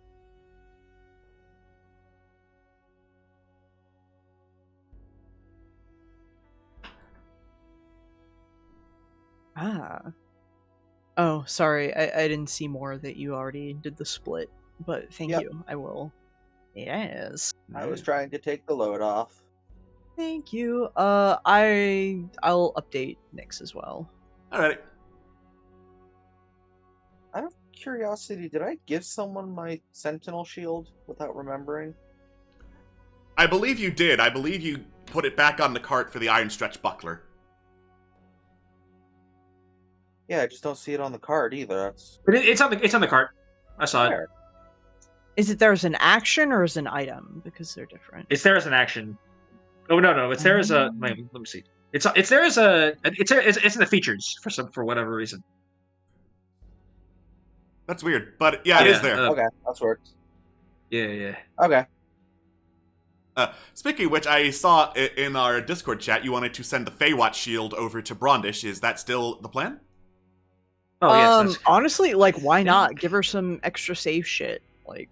Mm-hmm. Alright, fair enough. Unless, of course, you are, like, morally opposed to using a shield as such, but... I have had one in my hands this whole last time. One never does. Tag shrugs. I don't know. People have odd... People have thoughts and feelings about the origin of the equipment, I guess. We have seen many. We have met many on our journey with many corpses. Is this shield designed to inflict unimaginable torment? No. Then No, I'm good with it's it, not like the Smartass! Out of character. No. The region that was full of fantasies, speciesism, and racism was Central Irion, not Sideria. Luckily for us, racism is not a central theme. Also, As a matter of fact, we had to fight the racists. Yeah. Yeah. Looking through the loot, is there a reason we don't have the Sigil of Humanity on anyone? We haven't decided who it goes to. Yeah, we we haven't haven't decided decided. who Yeah. Gotcha. We'll figure that out sometime. And does I anyone mean, wish because the Sigil of Star Humanity, it gives advantage on. I'm not looking right now because I'm doing It some math. lets you but give what someone kind with of action? disadvantage advantage. Does it cost an action reaction? Do. It does not cost a Wait, let me actually Nope. check. It doesn't say it does. It does not cost a reaction. Yeah, it's just free. Tag kind Yes. of wrinkles her snout. It I does don't require know. attunement, though. Helena, would you be willing to... You're the only human here, aren't you? Yeah, but I've got a lot of magnetic shit around me right now. That's to say, with Nova Armor, Shield, and Solar Axe, she has all 3 of her attunement slots on. Yeah. And like, I love shields and all, saving the world, woo, you know me. But this shit's cool. I can wear fucking armor for the first time in my life. Yeah, and it doesn't have to go on anyone. It can just stay on the card, obviously. Yeah, it Yeah, could. yeah. Ty is... Oh, thank God. They're technically full up on attunement, so... Yeah, nothing same. from them. Yeah, we're mostly full up on the attunement for. Nyx is also full up on attunement as well. I'm seeing the ooh-woo fingers in our Discord Would- chat. Would Fuelin like From the whomst? schnitzel of humanity? Yeah. Does the Fuelin want a Fuelin snack? Fuelin wants a Fuelin snack. I know that I have all attunements, but I will be honest, I've been wanting to get rid of one for a while. This would be a really good excuse to do so. So I mean, Okay. you can de-attune from something whenever, but like, okay. Yeah. Unless Yeah, it's like I- cursed. Like, I've got the freaking Dryad's Wreath that I'm not attuned, or I am attuned to, but I have no real attachment to it. I didn't Of all the realize I was people that attuned could to it, have, actually. like, use out of it, you would be the person who probably get the most use. Exactly, which is why I have it attuned just in case. Mm-hmm. For one, we're in a city and doing city things again. Yeah.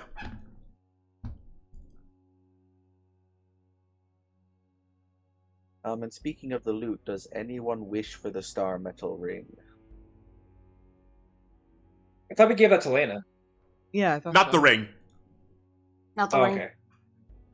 Yeah. I mean, we can give it to Helena, but she didn't claim it specifically. Yeah, I don't need that.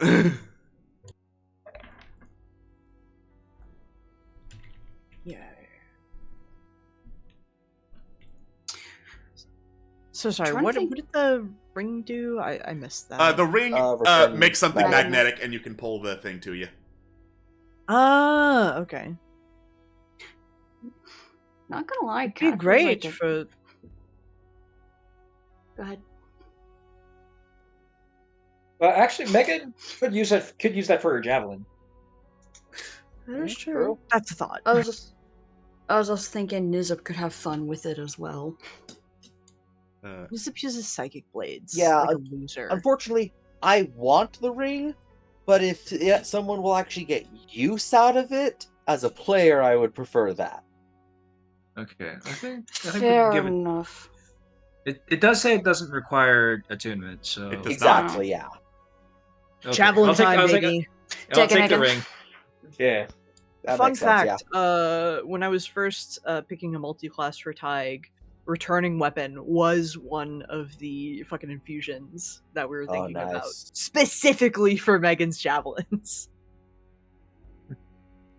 Yes, because we've But already she got lost one. And the boat made fun of me for it.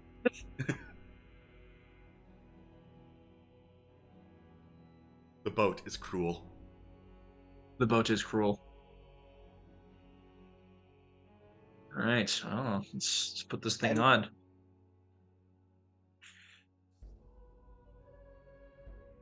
Boop. Yeah, we've got a good collection of magic items just sitting there waiting now. Yep. Mhm. If you cast Detect Magic on our card, it'd probably be really annoying. It'd probably be like a fire alarm. Just Like, rings you know, out. we go into a casino, like, oh, we gotta check for magic. Oh, my eyes! What's wrong with you people? So what I'm hearing is we need a safety deposit box. We do. Correct. You'll probably set that up at the outpost. To be fair, would things in a bag of holding be able to be detected as magic, or would just the bag of holding detect as magic? The bag of holding, you mean? No, H. Portable hole. Detect magic does penetrate certain lengths of barrier, so I guess technically speaking, yeah. I guess the question would be is, like, if technically, like, something is moved to another plane, would the container that is the other plane is within be the only thing that pings as magic then? Did that make sense? Yeah. I'm saying if a magic drug detecting dog sniffed you, it would definitely sniff the portable hole and probably like sniff something's in this hole. We gotta spread this hole open and search it, boys. Please don't say it like that ever again. What? I'm just talking about a big portable hole. You don't want me poking around in your hole, you know? I mean, I take mine with me. Never again. Sorry. No, I'm not. I But would not like, and I would not like people probing my hole. Okay, thank you for enduring nobody said the jokes. probing. Now that you mentioned the extraterrestrials. Thank you for enduring the japes. I'm not like annoyed or anything. I'm just. When we're in cities, it actually probably would be a good idea to just store the cart in the hole. Yeah. No. Yeah, maybe. Yeah, no, Is but the, like is the sure. is the hole big enough? Is the hole like opening big enough, or can we like stretch it out? Isn't it like oh my 10 god! by 10 or whatever? The jokes write themselves. I believe it can. Oh, sorry, it's 6 by 6. Oh no, it's 3 by 3 because it's 6 is diameter, not radius. Yeah. My mistake. Not wide but enough. Still, I mean, you could probably take everything off the cart and put it in the hole if you're concerned about that. Yeah. Yeah, and then I could actually write Torque. Yeah, but I mean, for, like, Torque's intended purpose. Yeah, like 6 by 6, most things would fit in there unless, the cart would be too big. Torque could probably fit in there, but not the cart. Torque we'd kind of be putting the cart before the horse there. Well, that's what I'm asking.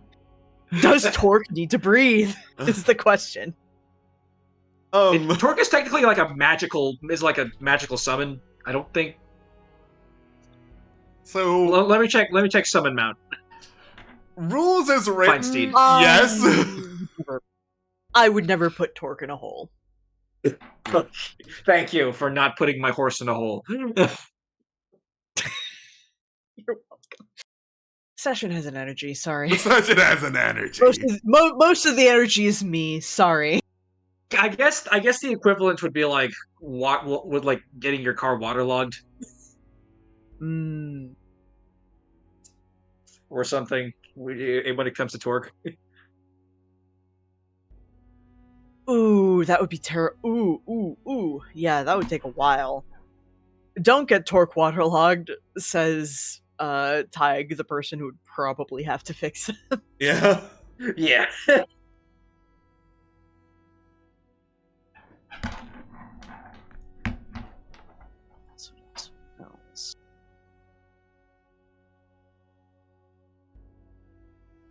That. Sorry, I'm doing stupid math. Please feel free to ignore me. Yeah, and like realistically, the portable hole just holds whatever we need it to. It just depends on if it can get into the hole first off. So this is my hole. It's honestly, if we want to, we could just disregard the cart entirely. True. Yeah, that makes. Because, like, trundling along, like, the rough mountain passes and everything has been a bit of a drag. And, like, having Torque be actually more mobile and usable isn't a bad idea, and just save Yes. torque for when we need to use, like, the sand glider, for example. Yes, I would like to ride my horse. Nay. I would like to use my steed for its intended purpose. Winnie. Thank you, Torque. Nay.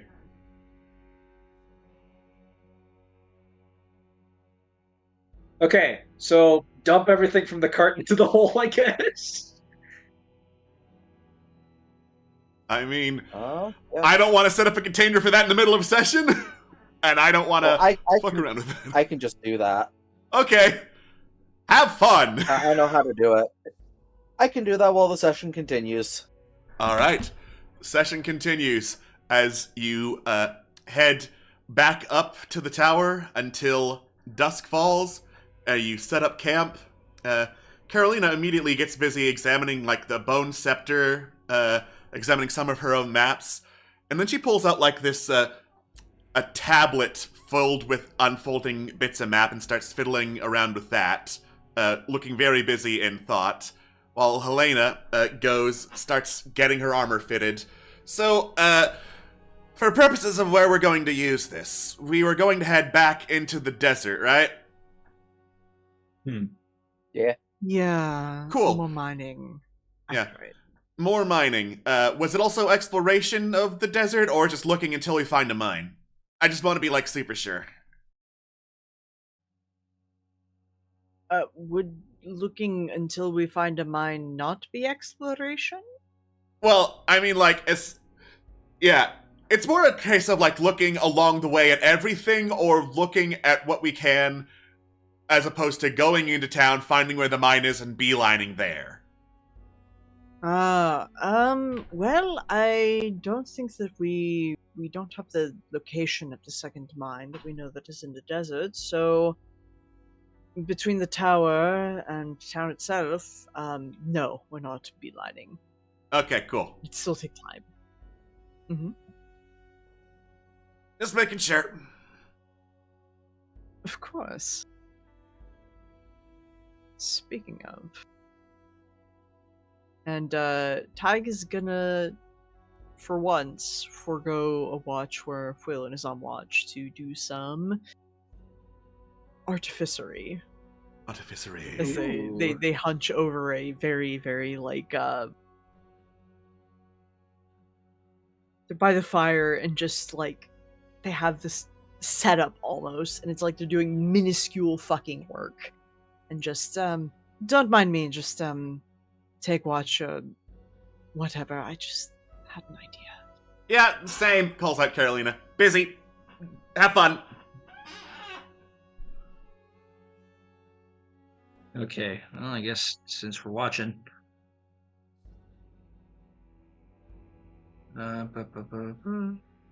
Perception.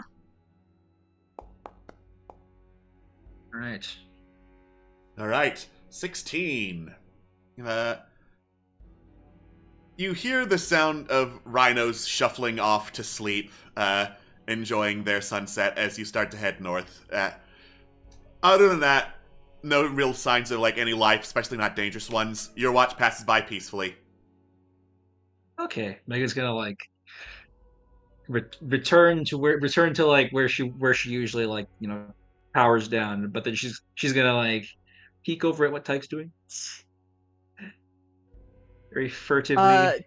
Tig is basically hunched over. They've made kind of this makeshift almost work table, whether it is they're like just a flat-ish rock or just something propped up that they can like spread something out on, and they're doing some very, very minuscule work on something that seems about as big as their like pinky claw.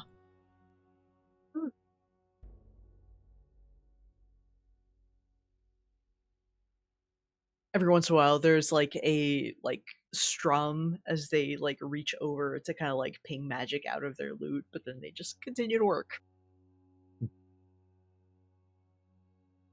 Megan watches for a moment and then shuffles over and then powers and goes into sleep mode.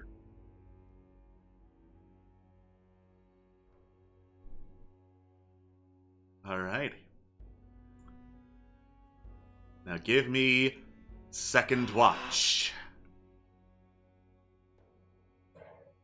It's Second me, watch. boy. I'm the Acolyte Arrow speaking to you inside your brain. Yeah.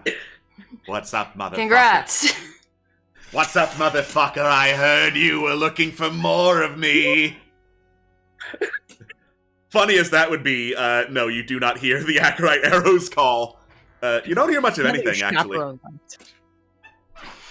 Fine by me, because I'm a little busy, because I imagine as I start my...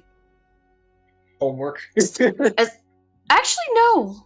I'm not going to do homework tonight. I'm actually going to take out my pendant of permafrost, look at it with disdain, and just... a lot of negative emotions, and I'm going to cut the attunement from that, and I'm going to start attuning to the sigil. Okay. The amulet is stinky. No more Armor of Agathis for you. I'm also just out of almost disgust, kind of like toss the pendant into the cart. Sorry, I forgot to mention, but like Megan like powers down while holding her javelin like in her ring arm, in her ring hand. It is not letting me go to the cart to rip and skip. No!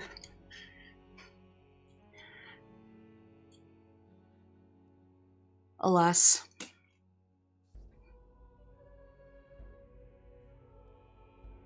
I will get it to the cart. Thank you. Alright. Also begin. In the yes, meantime, and then third watch.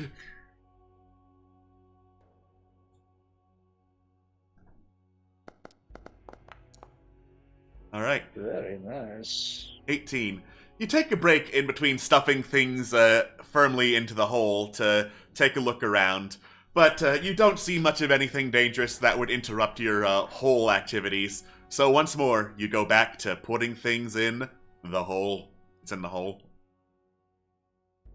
Oh, It's been hold. It's been holed. It's holy. Nizib's Krispy Kreme whole night.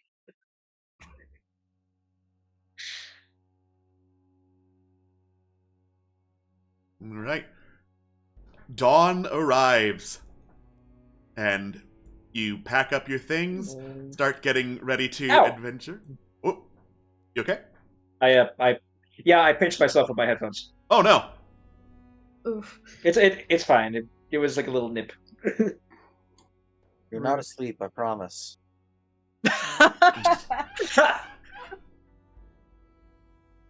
Oh God, I'm late for session. Oh no! Run, run, run, run, run, run, run, run. Oh no, I don't have any clothes on. Wait, I don't ever turn my camera on. Oh no! I gotta put this toast in my mouth because that's all I have time to eat for breakfast. Fuck. Oh no! I'm sorry, Chuck Alex. Kun. Chris isn't here. You can't tactically anime assault her. I can always tactically assault Kristen from afar. It is my duty. All right. You know, so true, bestie. Informing her right now. In the meantime, as you get set up, Carolina approaches with a tablet full of very faintly glowing maps, and is like, "Sorry, before we head out, could you do me a favor? Sure. Step over there." She points like 5 feet to the right. Okay. Slide to the right. All right, I promise this is not going to hurt. As she flips over one of the maps, flings it at you. Make a wisdom saving throw, please. Sir, yes, sir. Sorry, ma'am. Yes, ma'am. Absolutely, ma'am. Saving throw. We hit a 14. All right. So that is over her saving throw DC. But as choose to fail. You choose to fail. And as you do, you feel yourself stepping back into place as you go.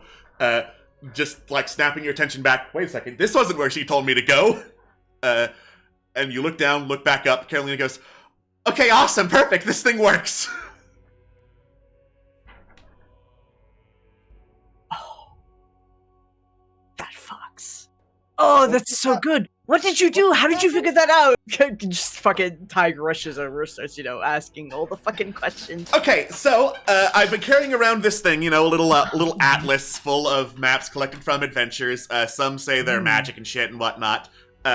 And was wondering, how do I get this to work? But we've got enough magical shit on us. We've been traveling a lot, and I've been connecting some dots, and she does a whole bunch of techno babble. But basically, through this, I can map the world around me better. Let's go. You are so cool. I know. Good. So, Don't what let it just get to your happened? head. No promises. I think she should be able to let it get you a little bit to her head, just as a little treat. As a treat, yeah. I don't know. Like, she's already pretty up there, all things considered, even though she is squishy. Or she was squishy and had no way of throwing back. What just happened? Magic. I mean, it was a bit of a Yeah. sleight of hand, almost. Like a little swap back Magic, and forth. science, mostly, she flips her hair, the power of cartography. Listen, So true. Carolina knows where she is because she knows where she isn't. Exactly. She knows where she isn't. When you think about it, the world is just one big map. Exactly. And it's not... You're not moving. It's the fact the world is moving around you. Exactly. Think about that. Yes! Yes, we get each other. We get it. Oh my goodness. Carolina, hold on. And Ty kind of like motions her over and takes the thing that they'd been working on. It's this tiny little glass crystal bead, and they put it directly in her palm and just... I think you'll enjoy this, and I'll think you'll enjoy this even more once we activate it next camp. Oh, hell yes. I'm sorry. Are we going to skip over the fact that you say the world is moving? What do you mean? Everyone knows the world is moving, Nism. We all know. Yeah. The world is flat. We don't move. Yeah. Megan, boost me. Then explain the immovable rod. Yeah. Well, the rod is not the world, so the rod can stop moving, but the world is not the rod, so the world can keep moving. What is the... I don't see what's so confusing. But if our about world was moving, the rod would bolt Why? off because the world is moving. It's constant in space. Megan, you Magic just exists. Megan, you just grab Carolina, lift her up a little bit. She leans over, puts her hand on Nism's shoulder now that she has a height boost. You sweet summer child, you've much to learn about the ways of geography. May I introduce you to the idea of relativity? Magical relativity. I'm just going to say, because of that rule, while everyone's going up about this, Fwayla is just doing that dumbass empty head slow blink. One eye at a time. One eye at a time. Megan kind of puts Carolina back down like one of those cherry picker trucks.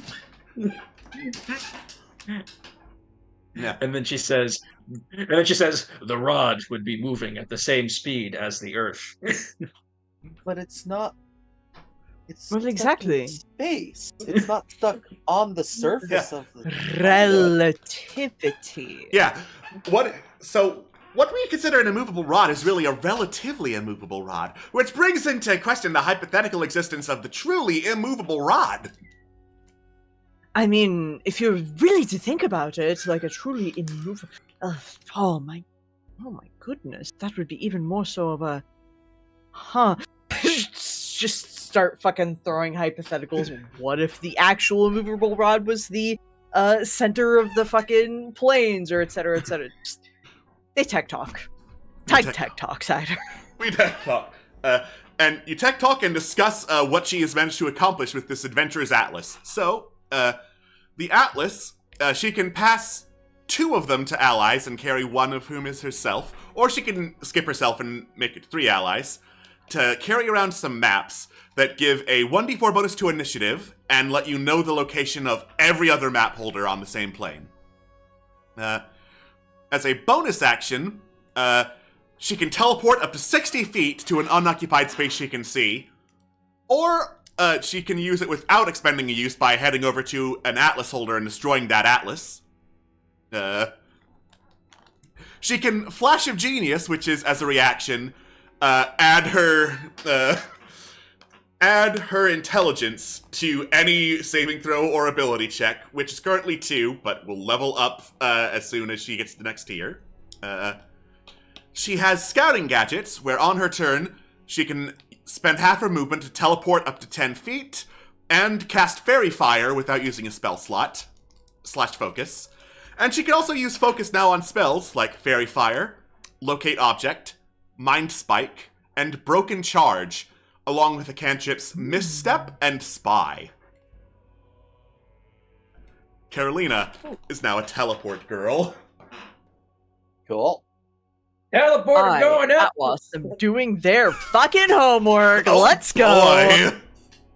That being said, as a warning, absolutely, Carolina is still being played as stay away from as much combat as possible. Oh yeah, she has Absolutely. 2 total damaging abilities. Those are Mind Spike and Broken Charge, and those are situational. And just, bye-bye. Bye-bye. Later. A teleport cantrip fucks so hard. Oh my goodness. Get the hell out of here. True. Remember, you can just hit the bricks. You can leave. We can leave. As a Space. team. It's too expensive. If Exactly. it sucks, hit the bricks. Hit the bricks, baby! Hit the bricks! Alright.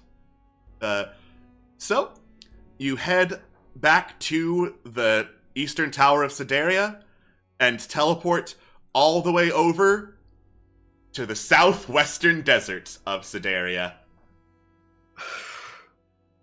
Whoop. Woo! I think people in the desert could definitely use a cold, frosty beer. Yeah! Shoutouts to this fucking armor. Holy fuck. Yeah. I love Winter's Embrace. It's resistant to cold, resistant to fire. You're at a comfortable temperature no matter what. I want that for me in real life, please. God. Armor of air conditioning. Armor of air conditioning. Yes! You head to the tower. I can spread beer to the people of the desert. My time has come. Freyla just gently pulls on Brodish's robes. I- Do you have? Can you also make beer that's non-alcoholic? If we insist. just me, cause I'm too young. How old are you again? How old are you?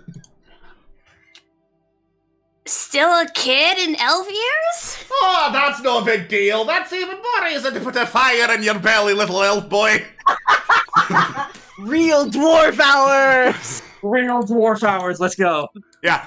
Treat you to some real drinks and not that fancy nectar shit they gave you. What nectar shit? Thank you, Brodish, for the life. All right. So you get settled in, adjust your clothing and your armor to be comfortable temperature, not exactly burning, as the autumn sun descends, and once more you set up camp. All right. Let us do some more desert watching to see if there are any desert nilbogs or anything else dangerous. Summon a Perceive. Oh god. We're not summoning anything! You feel a chill run up your spine, but you're not sure exactly what it is. Either way, that chill up your mechanical spine prevents you from seeing anything particularly useful on watch. Megan grumbles, desert nilbogged. I do not know if they exist, but if they do, they will die.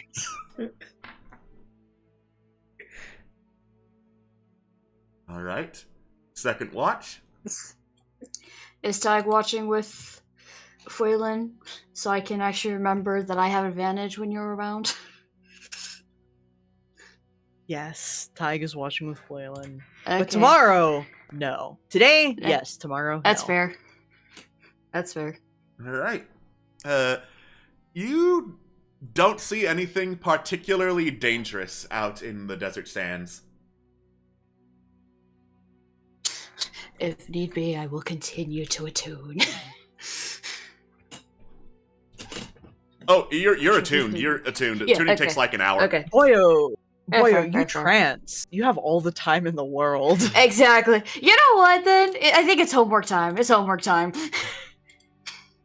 Because it's been a hot minute. Let's go! Let's go. Let's go!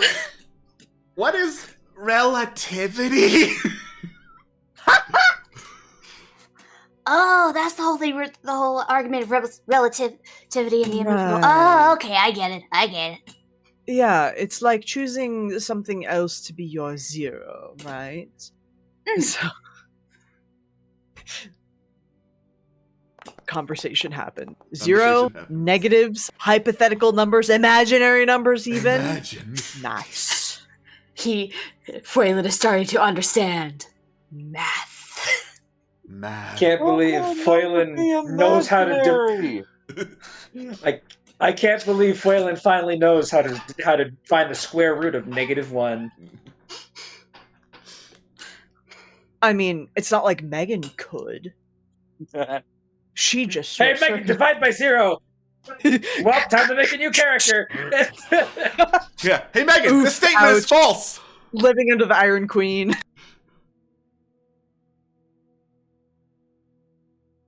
Megan Alright. like you look into her eyes and you see like the blue screen of death screen. The system will now restart. All right. That is not funny. Off to the east, you can see a humanoid figure doing some intense dance of some kind, spinning around in circles, long ribbon-like scarves trailing behind them, attached by the wrist and the neck. Oh, pretty.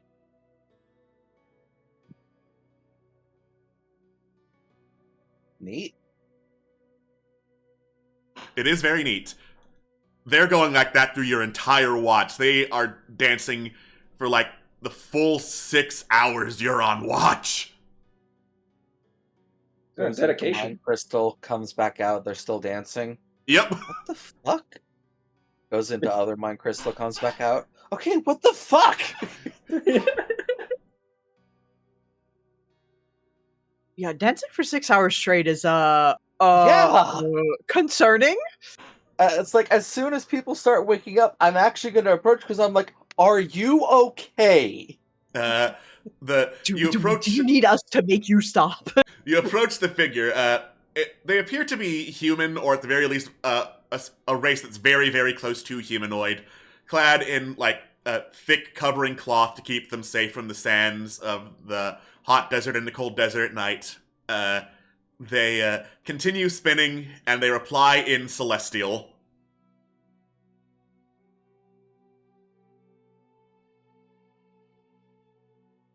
Did you understand that? No, not at all. Helena Is says, Helena awake? groggily getting up, taking a swig.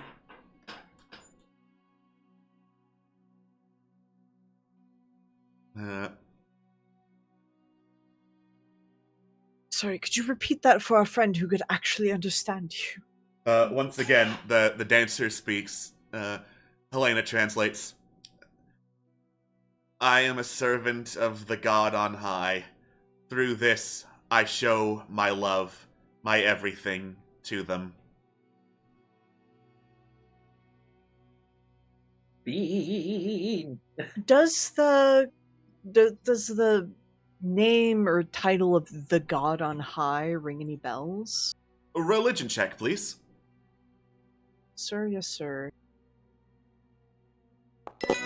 Alright, that would be a 24 off a natural 20.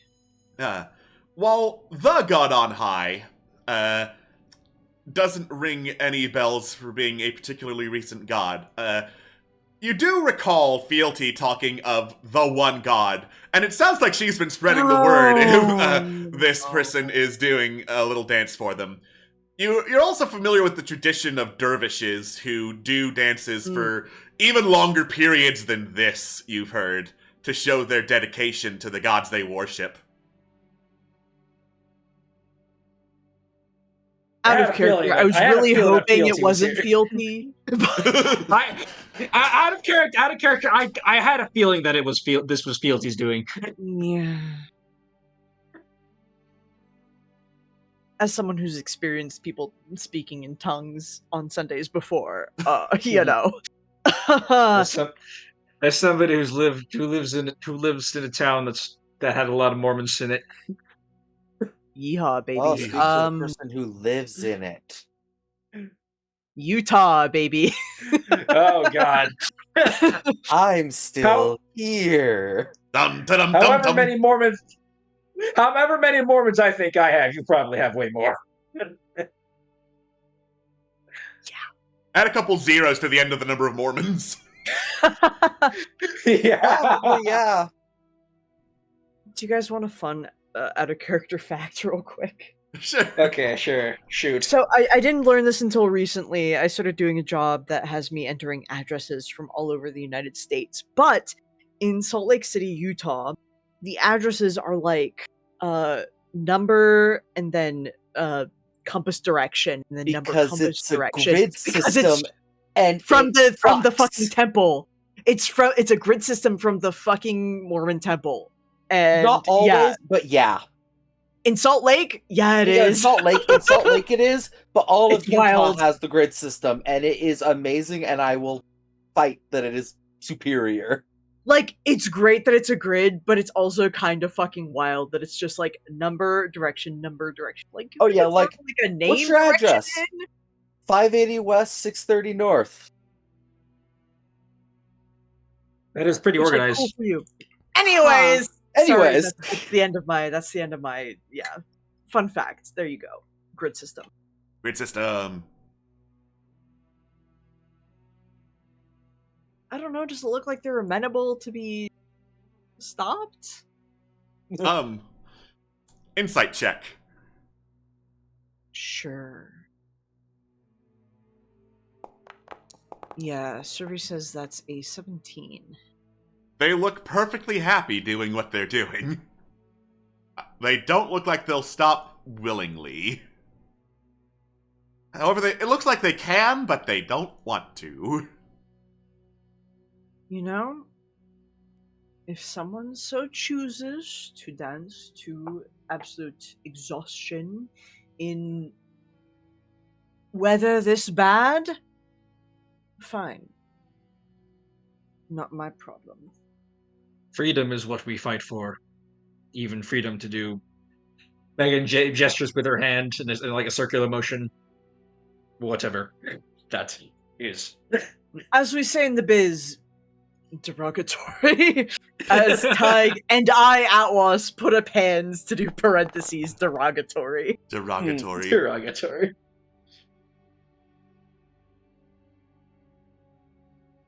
Alright.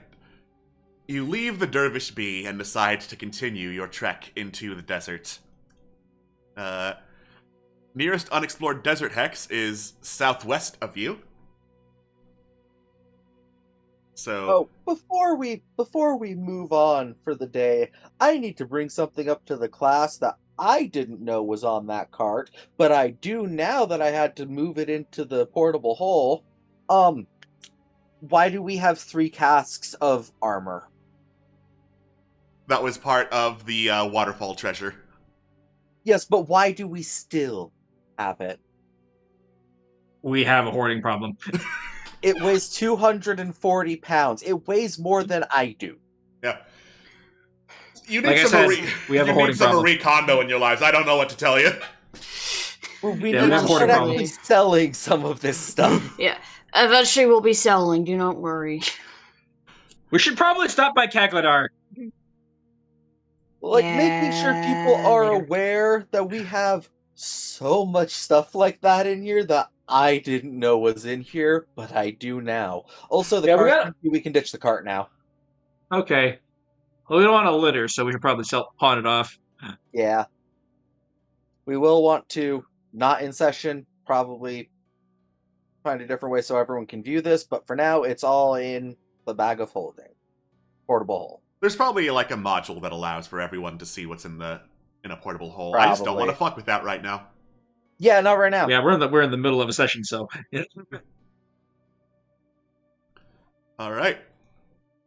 So I'm assuming you head southwest to do some exploration, considering that's the nearest desert hex that is unexplored. okay. Cool. All right. Well, let's explore. You go around and start looking through the vast desert sands for anything noteworthy, anything of a particular landmark.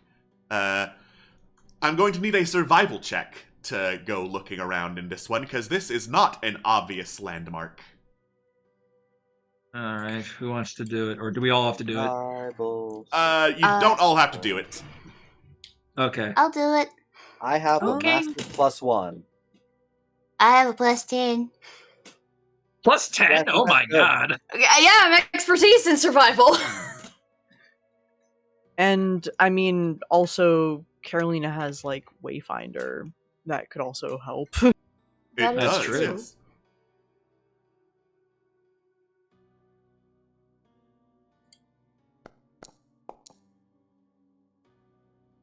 All right. 19. You do some looking around and eventually find signs of rubble, like very old, withered-looking stone that has been caught and mostly buried under sand. And following its trail, you find a small mountainous ridge, also mostly buried under sand, but it has several tunnels going into it, roughly person-sized tunnels. And you all stand outside this ridge and look around at the rubble mountainous pass around you.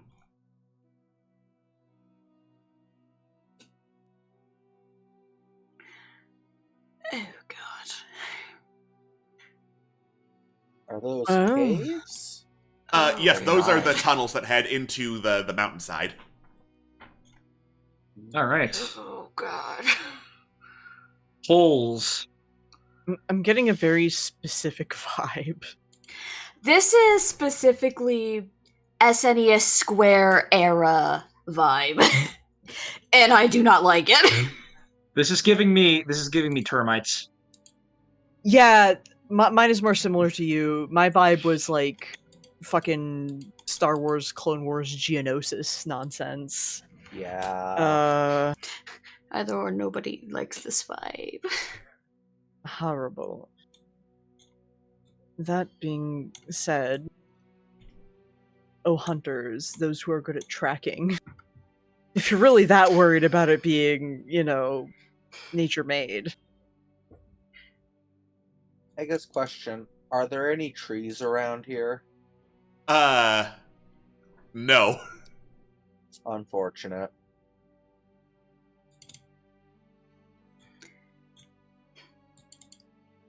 Up.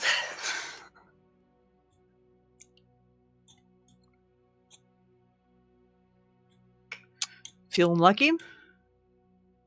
Yeah. Pick one then.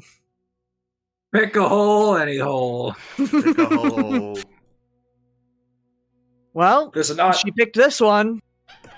Well, Okay.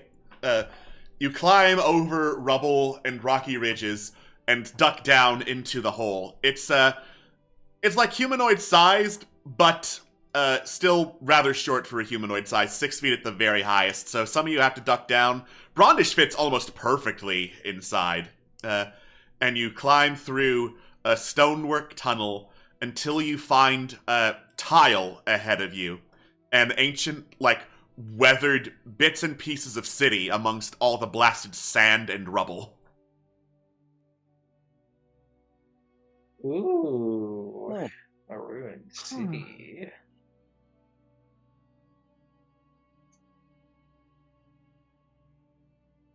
Well, that's not natural, I can tell you that much. 100% not natural.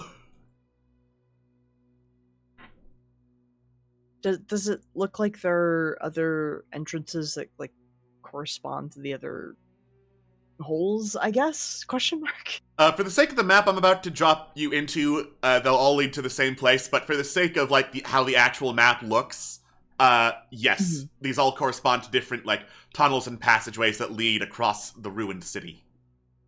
Sir, yes, sir. Thank you. Huh.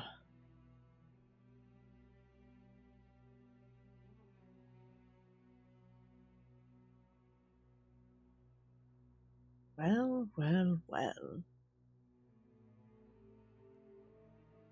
God, there's so many of us.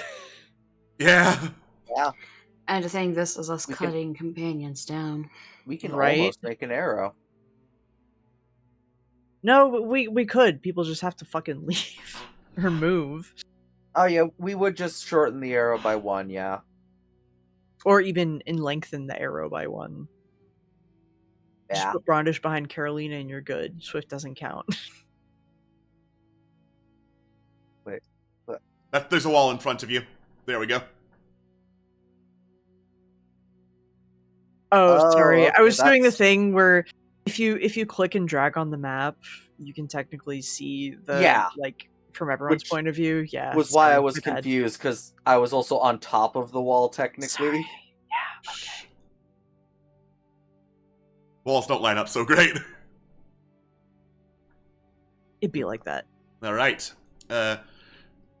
Nisip, as you step forward, looking ahead, you see, this, what looks to be the remains of a great hall. Some of it was caved in, and you can see scorch marks scattered along the ground, as well as piles of sand burying alcoves within. Damn. Before you, Megan, See, appears to be somebody's. a grand plaza Go of ahead, some go ahead. kind. Much for a similar purpose, also, buried under stone and fire. Wait, hang on. Is this supposed to be a blank white gradient? No. I'm not seeing a blank white gradient, so I'm guessing no. Yeah, I assume there's supposed to be something I'll here. take a screenshot for you. Yeah, that's what I see too. That Strange. is I'll not take a screenshot for you correct. both. That is not correct. There should be, map beneath you. Yeah, I don't see the. I personally can able to see the floor. Okay, because this doesn't look correct. Yeah, there you Yeah, go, that- besties. Yeah, Thank you. Stuff That's not happening. at all what I was looking at. Okay. I was like, Uh-oh. wow, I was the marble like, floor is real This is extreme. this is an interesting map, and it turns out it's not map at all. It's just It's broken. blank. It's just linoleum. Welcome to the back rooms. Yeah, like when you said marble Sorry, floor, I was like, can't oh. help the fact that we're built different / better than you. A huge reloading rock to see if I stands can in do your it. way, unfortunately, Phelan. There's a rock. Yeah. Huge rock. Step aside, kid. Yeah, What I'm exactly just is circling this down. place? Says Brondish, stepping forward and taking a look around. Not sure. Old building of some sort. Old many buildings all connected, it looks like.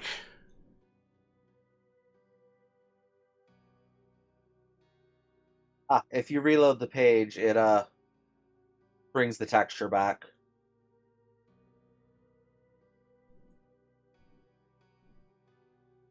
Now I actually have an idea of what I'm looking at. Oh boy. Oh, GM Dearest, is this a That's the tunnel you fucking came in. Dead end. Okay, thank you.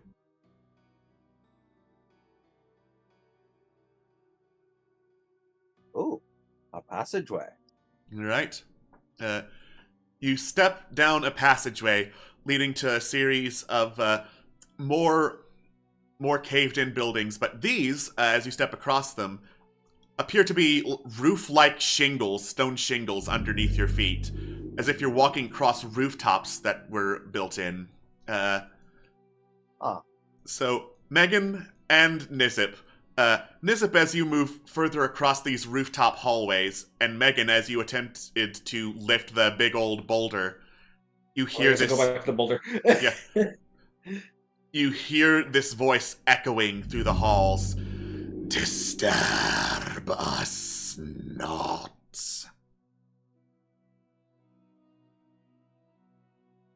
So don't touch anything. Oh dear. Also, says for Brondish. convenience sake, we should have put up Psychic Link before breaking off. Yep. Kind of just always play like we have that, but I should actually state it that I'm doing that. Okay. I will do my best to remember to remind you to do that. Right. A huge pile of rubble lies in front of you, Nizip. Blocking the way forward. It does look climbable, but difficult to do so. What would it require from me? Acrobatics or athletics? I can do that. I cannot do that. Oh, gods. That's a Oh, whole lot of emotes. That's a lot of emojis! Alright. And sound effects. You start to, clamber up the rubble, but your foot slips, knocking one stone loose. It clouds to the ground with a clink, clink, thump, and then a whole bunch of other rocks start falling. Clink, clink, clink, clink, clink, thud, thud, thud, thud, thud, Oh, thud, no. thud, Oh, thud, no. thud. Oh, no. Oh, no. Oh, no. The Oh, sound no. echoes Oh, no. through the halls. So, Nizip is just trying to grab them and put them back in place as rapidly as possible. Just, oh no, oh no, oh no, Yeah. oh no. What You- did we just tell you? You quickly look back and forth, putting things back, and, as you look away and then look back, jump scaring 6 inches from your face, is this floating, deathly pale and almost deathly black at the same time, dwarven specter. Hello. I didn't mean to. I'm sorry. Let's take you back to your friends, shall we? Okay. The specter snaps its ghostly fingers and vroom, you are teleported back into the Great Hall Chamber. Well then. Hi guys. Spectre. I accidentally knocked over some rocks.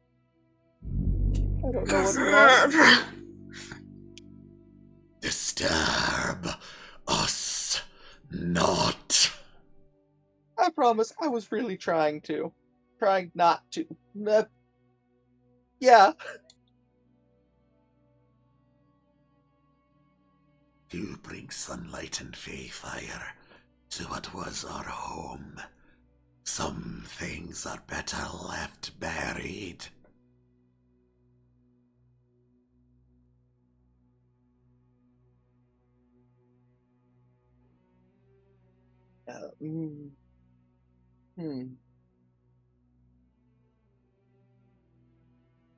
Well, apologies in advance. We'll do our best to leave what is buried to rest. But if we make mistakes, they are honest mistakes. Persuasion check to calm the specter, please. Sir, yes, sir. Persuasion?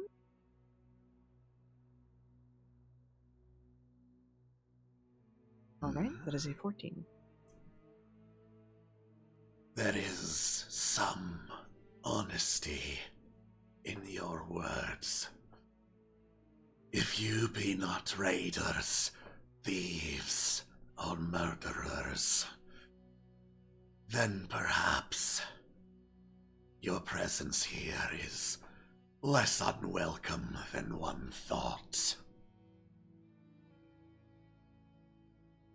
And what are you then, dear spirit? servant of the witch god, the voice of the witch god, teacher of Queen Psalm, and advisor to 3 kings. I am Dalmil Darkax. Oh, that name fucks so hard. Wait, Queen Psalm. That's an important name. Yeah, that's like forever ago. Holy shit. I mean, Fella's a specter, but like.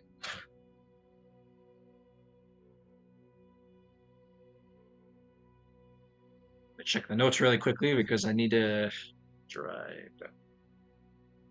Okay, Google Drive. Notes. Thank you, Sir Darkax. I am Tig Kendlestain. I will leave my name with you and under your protection. Daring, but welcome.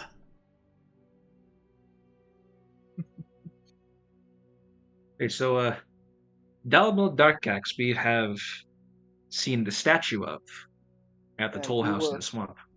Oh You were the advisor to King Psalm? Queen Psalm, Queen. yes. Queen Psalm.